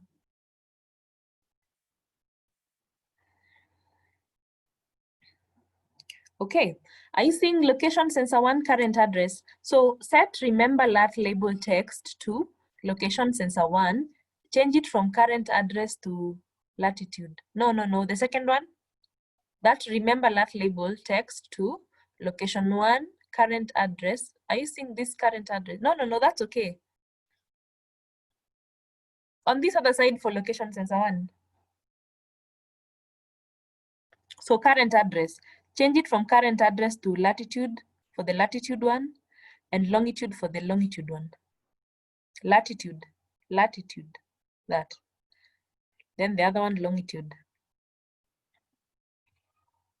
Okay, so we've said now when the remember button is clicked, we want it to set the addresses to the current addresses. And then now the other thing we want to do is we now want to save these values to our database, tiny database. So everyone else, that's where we had reached. So go to tiny database, Chantel.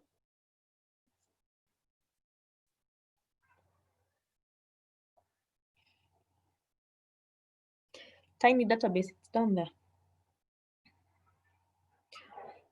So call tiny database store value. The other one, store value. Store value. Store value, that's get value. Store value is the next one. So add it there and then duplicate it 2 times because you want one for the address, one for the latitude, and one for the longitude. So just duplicate it. So I'm seeing it's already 12, but we've taken so much time setting up. So maybe we can just continue if it's okay with you people. Is it okay? Or do some people have somewhere to be? Let me just know. Leilani and Imani? No, we're good. Okay. Sean? It's okay. So it's okay, we continue? Yes. Okay. Okay, so we have duplicated it twice such that now we have 3 called tiny database. So I was telling you, Leilani, Imani, the rest, this is where we were. So now go to text, under blocks, go to text. Under blocks, go to text and pick a text box, the first one. No, text box, the first one.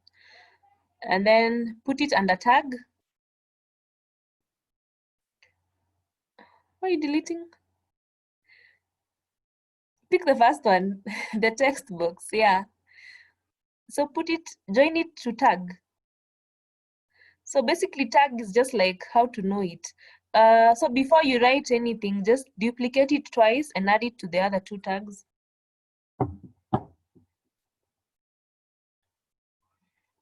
No, to the second tag, not there.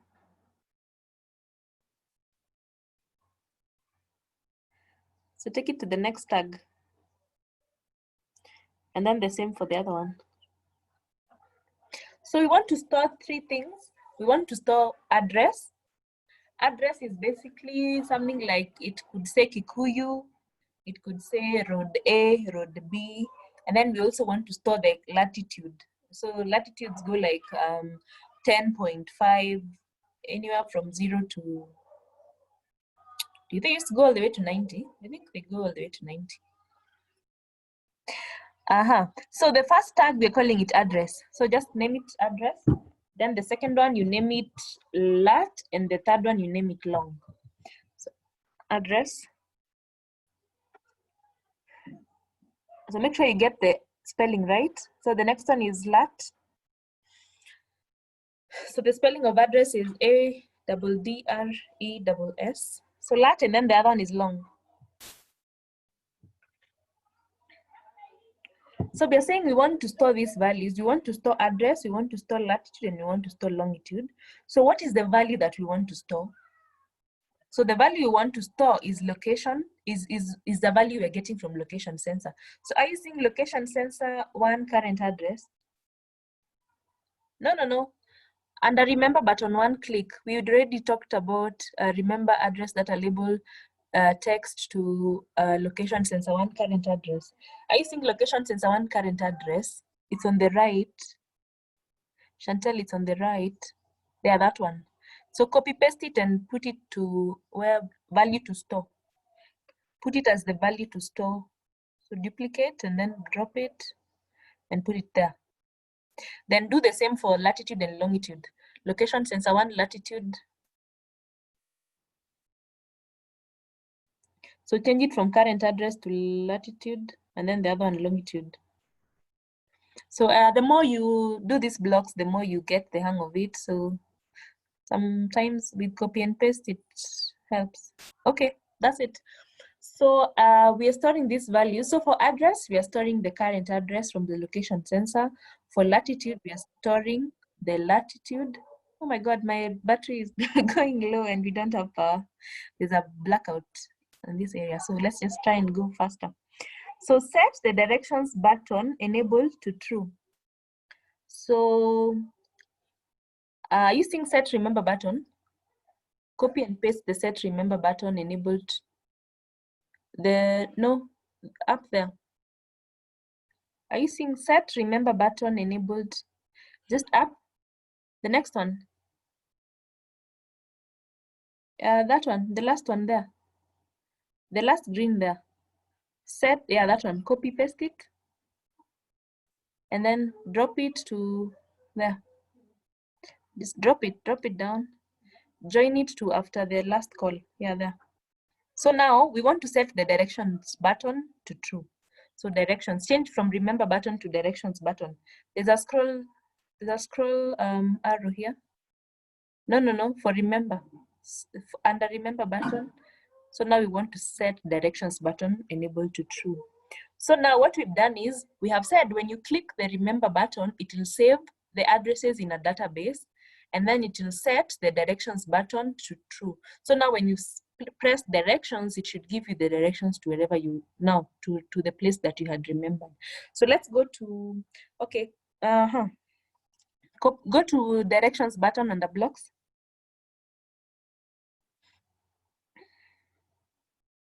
Directions button. So pick the directions button pick the first one. So just bring it down. No, bring it down. Or you want to, okay, yeah, it's fine. You can put it there. I mean, you could put it wherever you want, it's okay. But if you want to put it on that side, so just scroll to the right and place it at the top. Yeah, but I would prefer it there. So now we are saying now when you click on this directions button, what should happen? So basically what we want to happen is we want it to now take you to wherever you want to go. So we are saying when directions button is clicked, now remember the activity starter that we had I had told you about.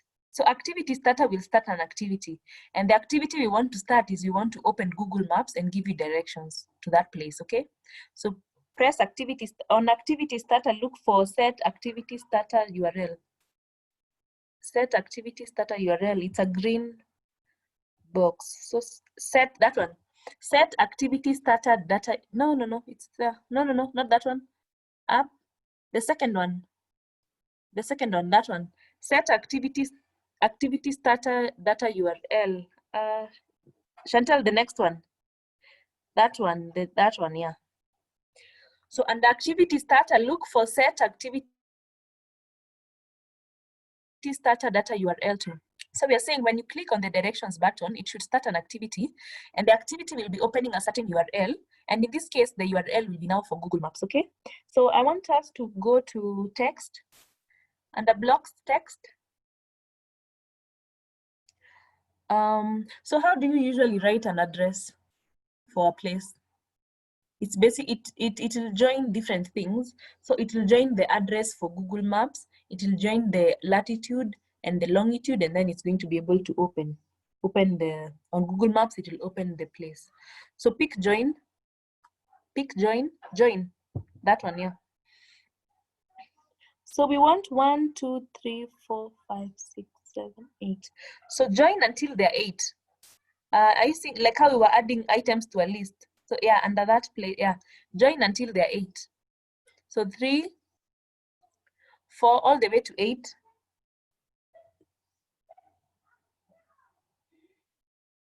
Make them 8. So my battery is at 7%. I hope you're going to be able to finish. So 1, 2, 3, 4, 5, 6, 7, 8. So join them. Now, okay, so now just bring it to the URL, data URL too. So place it there.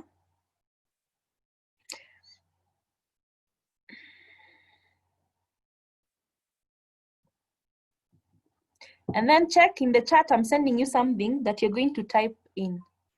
So for this first join, pick text and add it, pick text, a blank text box and add it there. And then under chat, whatever I'm sending, copy and paste it there. So I've sent a certain something on chat, HTTP maps Google, that address, paste it under that. Check in the chats. Chantal, in the chats I've sent something. So copy and paste it there.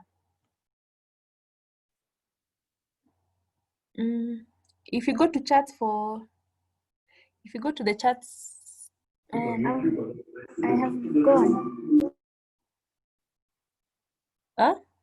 So don't open it. I want you to copy and paste it under that text box. Where is the chat? Yes. What? Just come here. Okay, under the, okay, don't click it. Let me just see.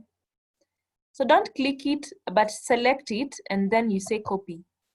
Select it and say copy. Like, okay, just go back. Go back to the chat. So don't click it. Instead of clicking, just select. Have you copied it? Okay, who's able to do it? Sean, are you able to do it? Don't click it, select it, and then you say copy. Sean, are you able to do it? Yes. I've copied.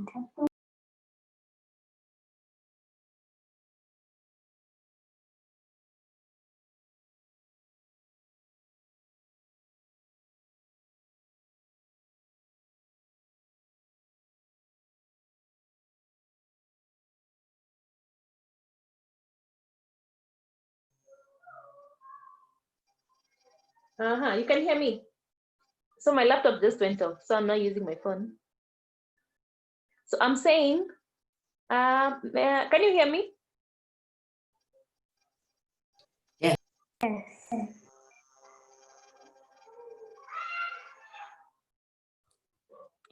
Confirm that you can hear me.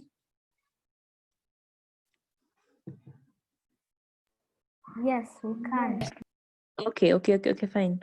So, Sean, I was saying, don't click on the link because it will go to Google Maps. I want you to select and then copy it. Copy it to the text box. So who has been able to do that? Sean, have you been able to do it? Yes. So can you just walk over to Chantel and show her how to copy it instead of so are you seeing the first text box? That text box we are writing that address there. Leilani and Imani, have you been able to do it, Leilani? Yes.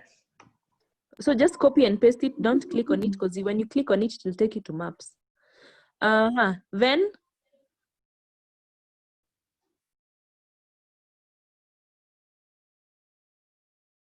I hope you're okay.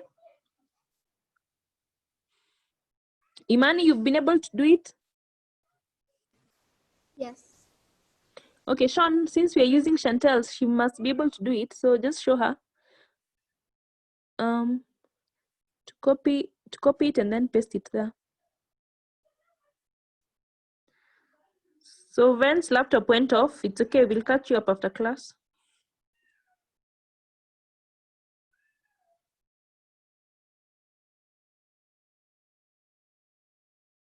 Okay, so for those who've already been able to copy paste it, so the next after that one, the next one should be current lat label.text. Current lat label.text. So you can just go to current lat label and look for current lat label.text and then add it to the second one. So go to current lat label. Okay, so pick current lat label dot text. Okay, pick that one. Pick that one. We'll change the name later. Just take that one. So put it there. Change it to current lat label under the drop down. Yeah, current lat label. Yeah. Then the next one will be a blank text box. So go to text and pick a text box, a blank one, and add it there. Actually, it won't be blank. I think it's a comma. Let me just check. It's a comma.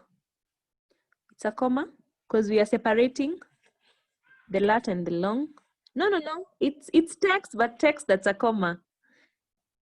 You get, like inside the text box, right? You put a comma. Pick the first one. Pick the first one, and then you type a comma inside there. A comma. Okay. Comma, that's an apostrophe. Comma. Comma should be on after M. After the number M. Yeah, that's okay. Now, I use the current lat label. Copy, duplicate the current lat label. Duplicate that. Add it there and rename it to be current long label. Current long label dot text. And then pick another text box. Now in that text box, I want you to write the following. Write and, you know the and sign that's on number 7. So you shift and, so shift number 7 should give you an and sign. And then D A double DR equals. So and sign and then D A double DR equals. D A double DR, yeah, that way. Yeah, so that will take you to just to an address. So it will just add it to the other one. Then the next one is remember lat label and remember long label.text. So just copy the current lat label, copy one of those, copy even that one, yeah. So scroll down and look for remember lat label. Remember lat label, and then remember long label. So what it's doing here, it's opening Google Maps and connecting your current to where you want to remember, and then it's going to now give you the directions based on that. So also add remember long label, but it should be the last one. The last one. Then add a comma, add a text box and put a comma in the middle of them. Yeah, to duplicate that. Okay. So what we've done here is the activity is to open Google Maps and then connect your current to where you want to go, so that now it can be able to give you the directions. And then we want to do something, we want to call activity starter to start activity. So under blocks, go to activity starter.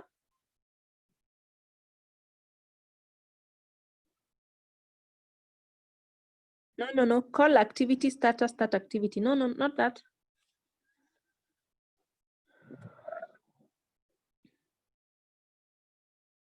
Call activity starter, start activity.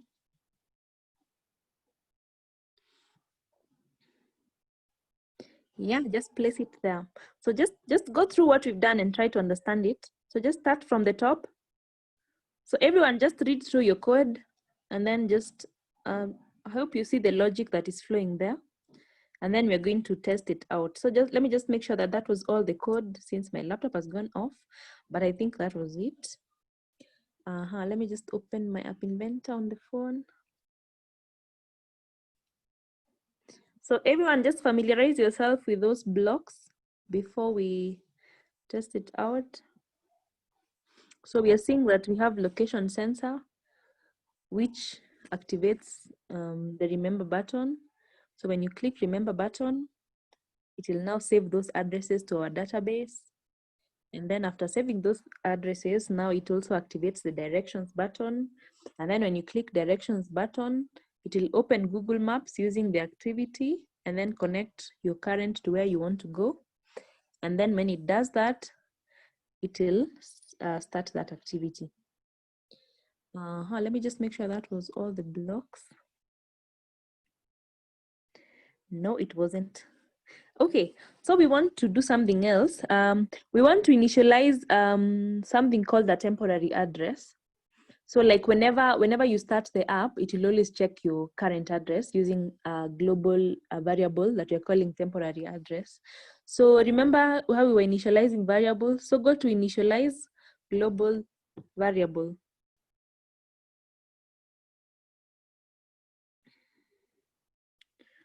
So initial variables, and the variables at the top there. So variables, initialize, yeah.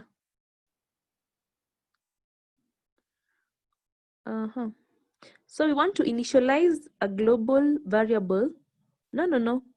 Put it down there. Chantal, down there. Okay. So we want to initialize a global variable that we're going to be calling temporary address. So the name, change the name to temp address. Temp address. No, one word. Maybe you can make the A capital. So we're initializing a global variable that you're calling temporary address, and we're initializing it to just nothing, but go to text and pick a text box. And just leave it empty.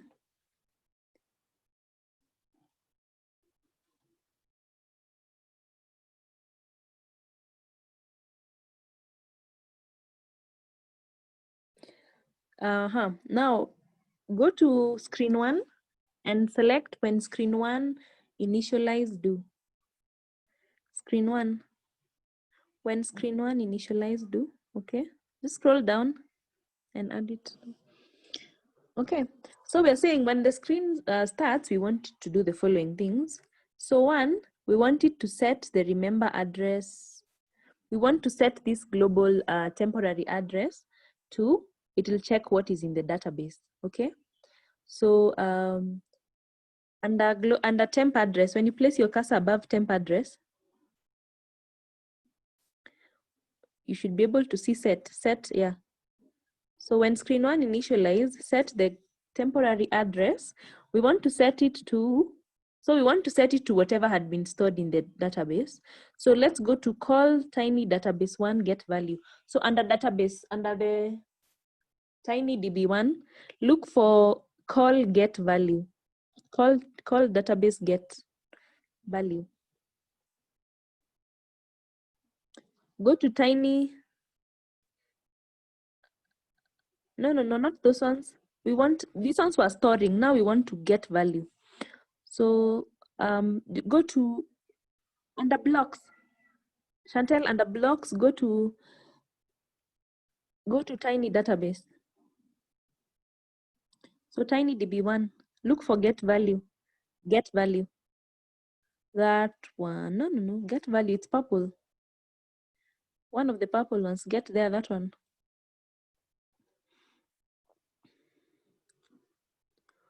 So tag. The tag is from text. Go to text. Add a text box there. So the tag is address. So the tag is address. And then go to control and pick an if statement. So the tag is call it address.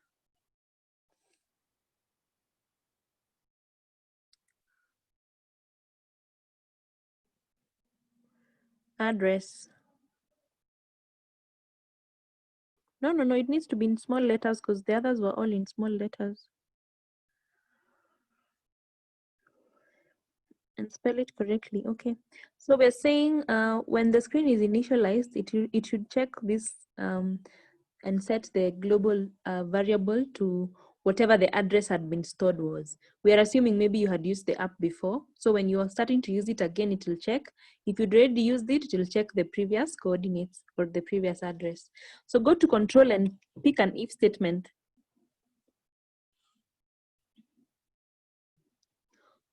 Yeah, if then, the first one. So we are saying if this temporary address is greater than 0, then it should do a few things. So if go to when you place your cursor above temporary address, it should give you get global temp address. So if get. So just leave it, no, just put it aside for a minute. We want to add a math operator there. So go to math and pick equal to the third one, that one. So put it there. So, and then put get global temperature, global address there. So we're saying if this address is greater than 0, so look for greater than sign. No, just under where the equal is. When you scroll, there's an arrow for scrolling. You should see greater than. It's the second last. That one, second last, yeah. 0. Go to math and pick a 0.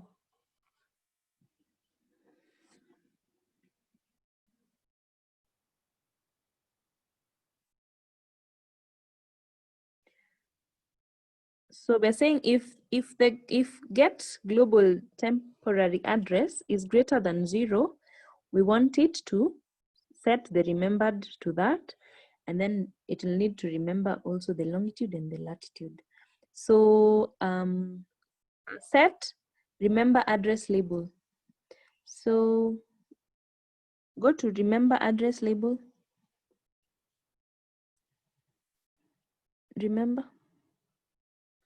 Remember address data label. Remember address, that one. Remember address data label. Remember address data label. Remember address data label. And just up. That one. It's there. Remember button. No. Remember address data label. Somewhere there. No. That's header label. Still down. Under horizontal arrangement 3. Remember that one, yeah. So look for remember set remember text to. Set remember address data label text to, yeah, that one. So add it there. So we are saying if that address is greater than 0, so set the remember. No, just where you're trying to fit it. Yeah. So set it to get global temporary address. So again, place your cursor above temporary address and then it will give you get. Yeah, that. Okay. So we've set that one, and then we also want to set the longitudes and the latitudes.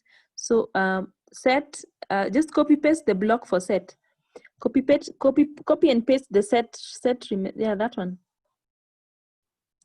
The set remember address data label the text. Copy that. And then change the one to latitude label and the other one to longitude label.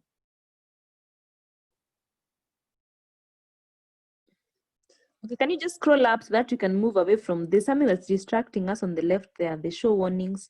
Just scroll up, take this whole thing up. No? Like, okay. Yeah, that way. Again, duplicate it again. Okay, so change the second one to longitude label. Remember lat label, sorry, lat. Remember lat label. Then the other one to remember long label. And then delete this part for get global. For the last two, delete the get global. Delete. And then delete again. So go up and copy the call database get. No, that one. Call tiny database get value. No. Are you seeing the call tiny database get value? Call the tiny database, the purple one. Just under call tiny data, that one, duplicate it twice. And then add it there. So add it to remember lat label text to that one, yeah. And then change the tags. So the second tag will be lat and the third tag will be long. So rename the tag to lat and long.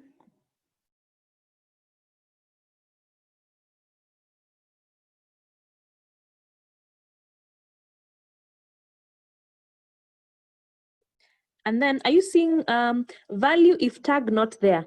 For the parts that have value if tag not there, just add a blank text box. Just go to text box, to text and pick a blank text box. Under blocks, go to text.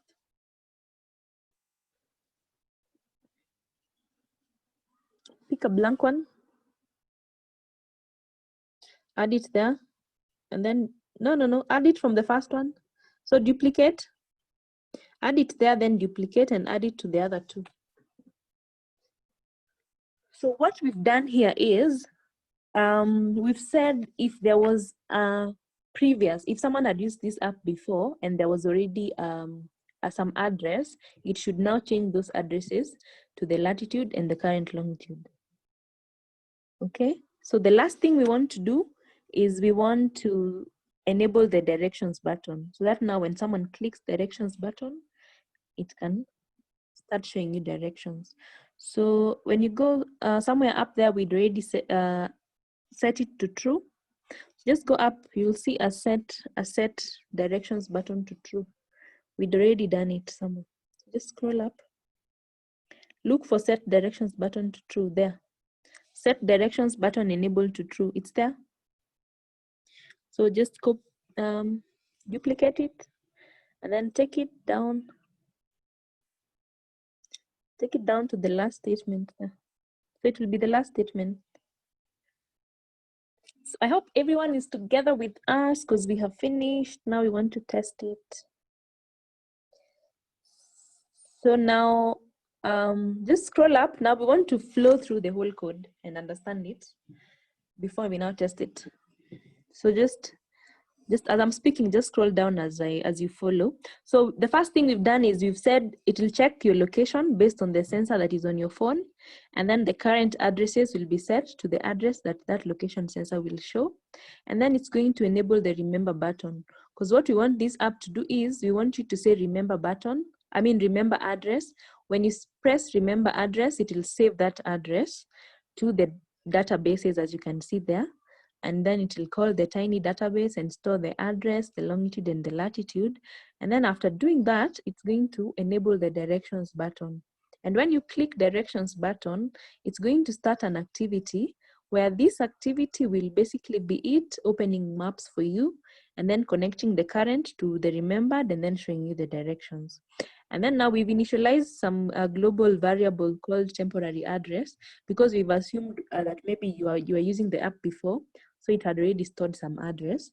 And then we're saying if that temporary address is greater than 0, since it should be a value greater than 0 if it's an actual location, it's going to now get the values from the database. And then again, set the directions button to true. So yeah, so go ahead and connect your companion and then you test it out. So press the remember button.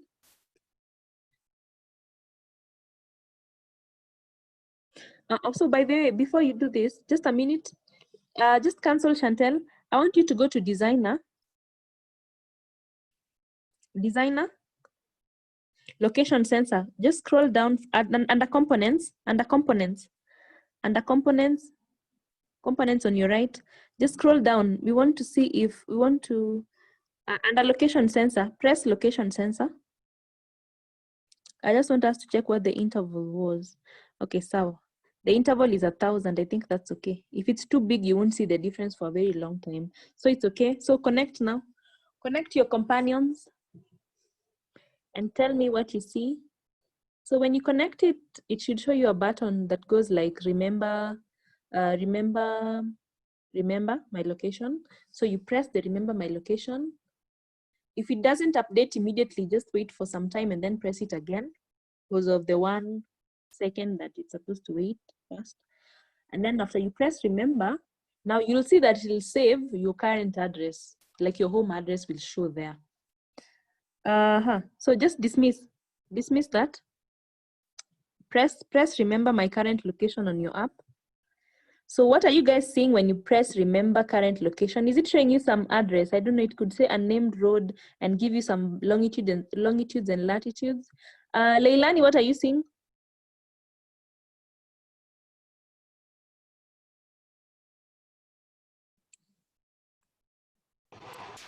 When I tap the remember my location. Yeah.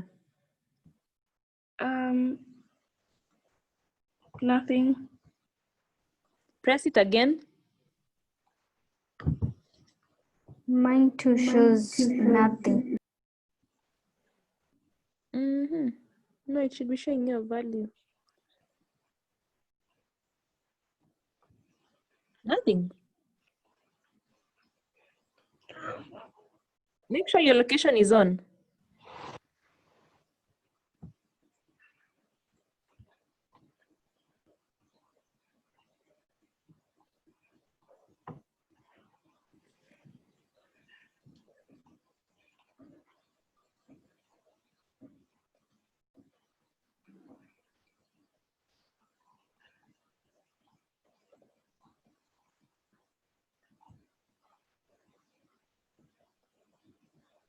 Let me just see if there's something we've missed.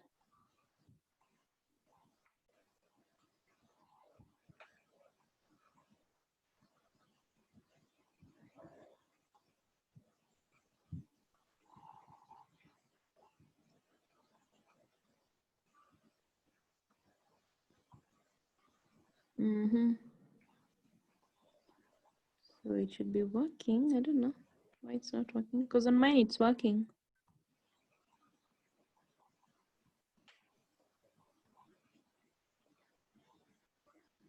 Should it be like this?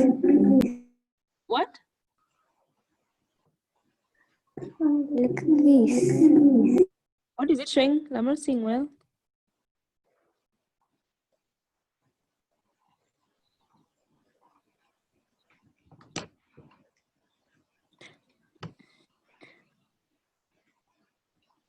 It's showing. Okay.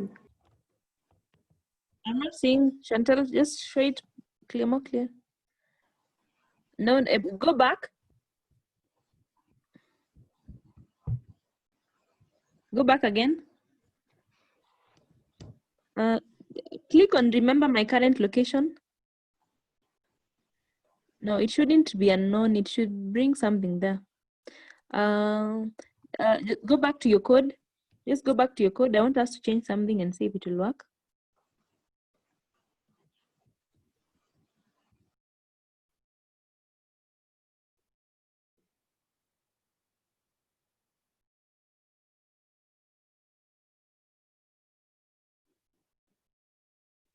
Just a minute. I'm checking what might the problem be. Address.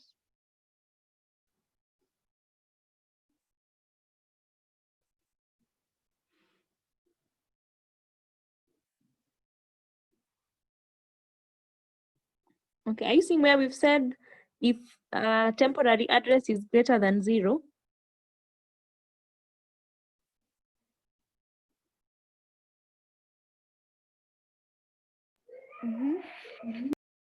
Maybe change it to not equal to.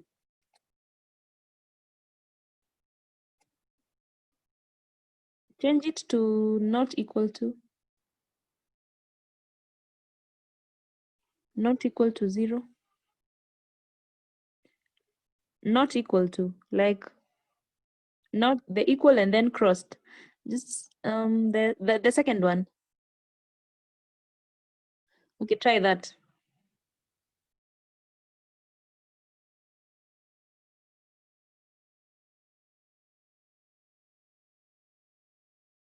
So disconnect first.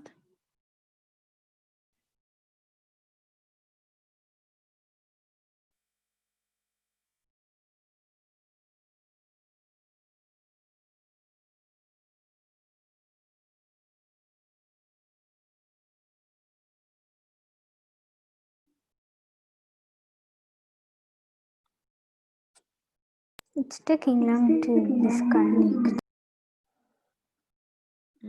It should not be taking long.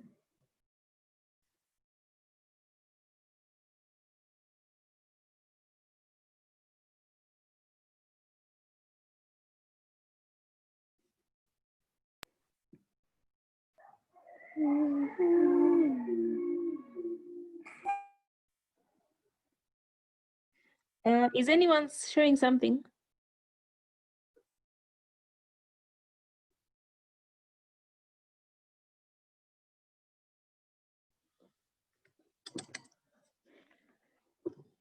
Okay, I'm not able to test my app because my laptop went off, but it should work because I had tried it before the class started and it was working. So now when you remember, does it show anything?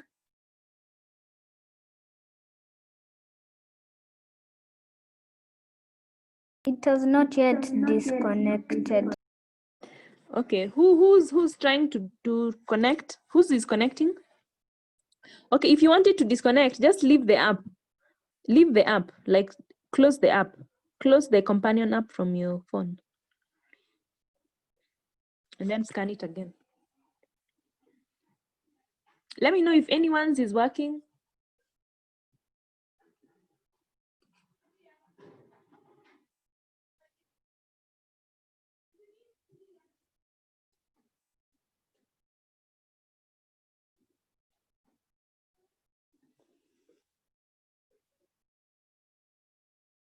Is it showing anything? It's still 0. Yes. Okay, then I think there's a problem with the code. Maybe let me share my screen and then you can just follow your code and compare it with mine. Okay? Let me share.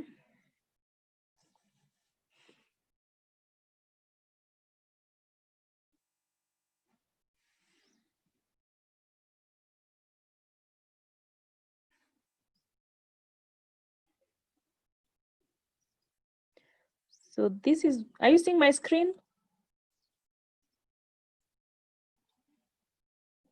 Yes. Okay, so make sure that your code goes like whatever mine does. So when location 1, sensor location changed, set current address data label.text to location sensor current address.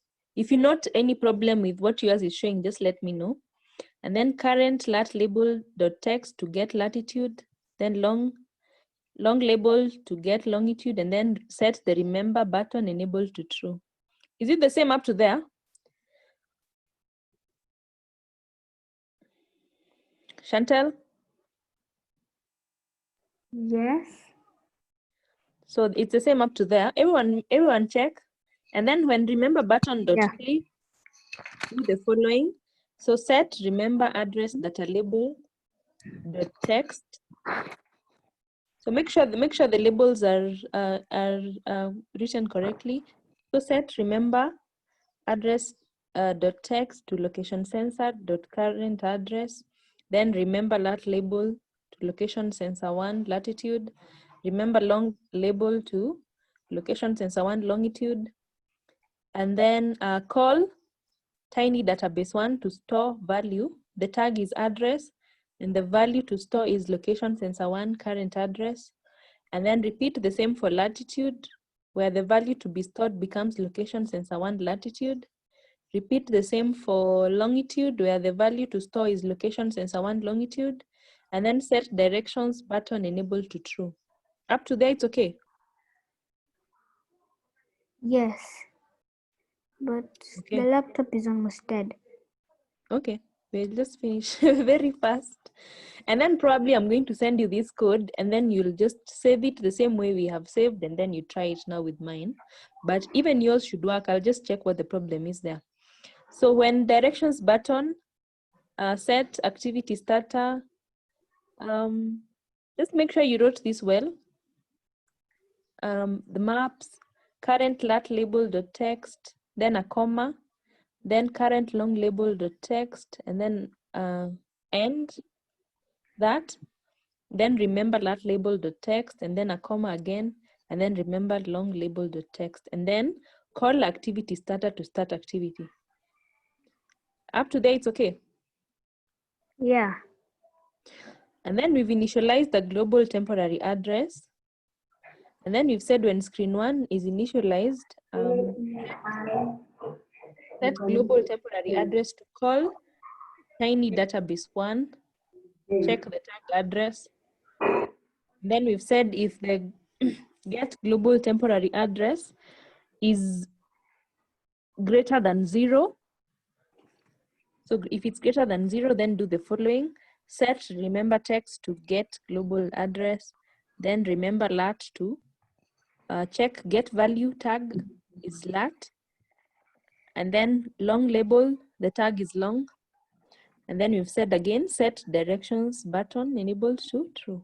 So the code is exactly as mine, guys. Yeah, it's the same. Everything. So location on. Where did you turn the location on? There's a place you're supposed to turn the maps on. By the way, I think maybe your maps are off. Like your Google Maps location is not enabled. Leilani and Imani, can you make sure location is enabled? Under the drop down, usually there's a place for location. You just tap and then it enables location. On the phone? Yeah. Because that could be the only thing. I don't know what else could make it not work. If the code is okay, the only other thing could be maybe your location is not on.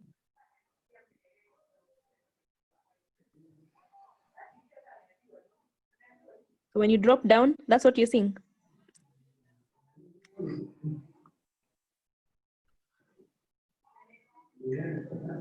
I can't see it. Okay. Leilani and Imani, are you seeing anything? Is your location on for your devices? I think. Okay, I can see you have correct answers. 57, Yes. 65, Think it can 57, 65. The first one was 25. J. So just make sure your location is on and keep trying. It should work. I don't know why it's not working, because for mine it was working.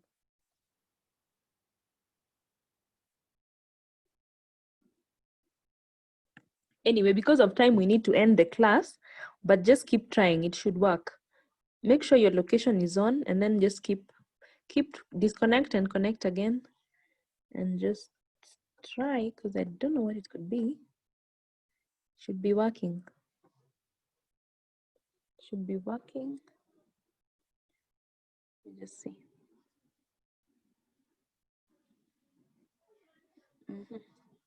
Anyway, I'll send you my code, and then you can save it and then try with it. Okay.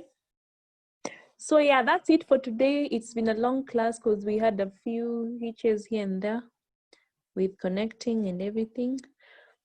Yeah, I think I'll call you individually and see if you're able to do it. Okay, so feedback on how the class was today. I feel bad it didn't work though. I really wanted it to work during class time. Would have been a very interesting one because it would show you directions to different places. But it's fine. I'll check why it's not working, and then I'll let you know. Okay. So how was the class today, Chantal? I don't know. Has it been a lot?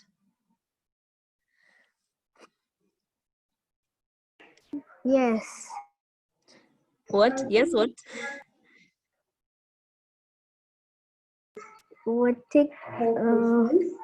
This time we didn't get to understand, but at least we got to do more.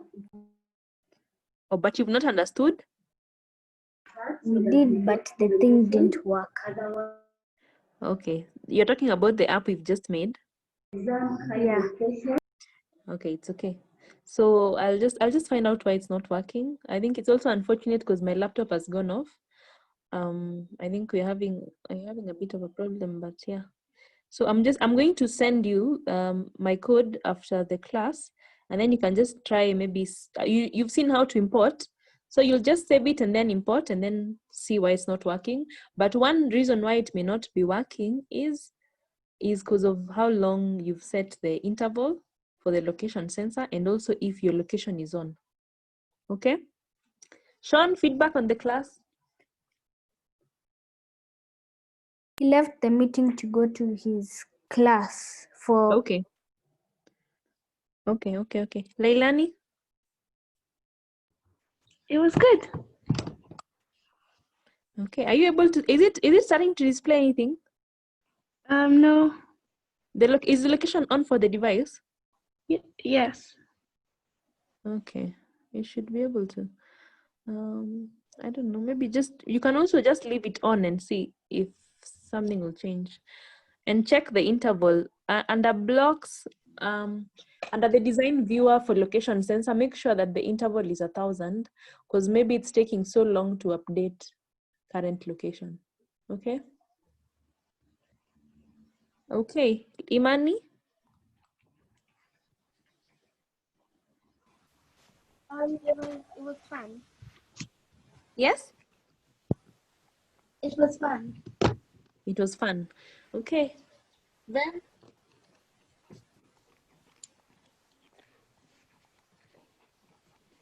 I think Ben will chat with me or something. Okay, but yeah, that's it for today. So I'll just let me know if you're having any challenges. For the coins game, adding a timer, we were still to have a class with Sean, Chantel, and Ben. So still plan on that, and then let me know when it's comfortable with all of you. Otherwise, we'll see you on Wednesday, and I'll just send you the code and tell you why it may not be working, and then you can try it out. Okay? Okay, bye.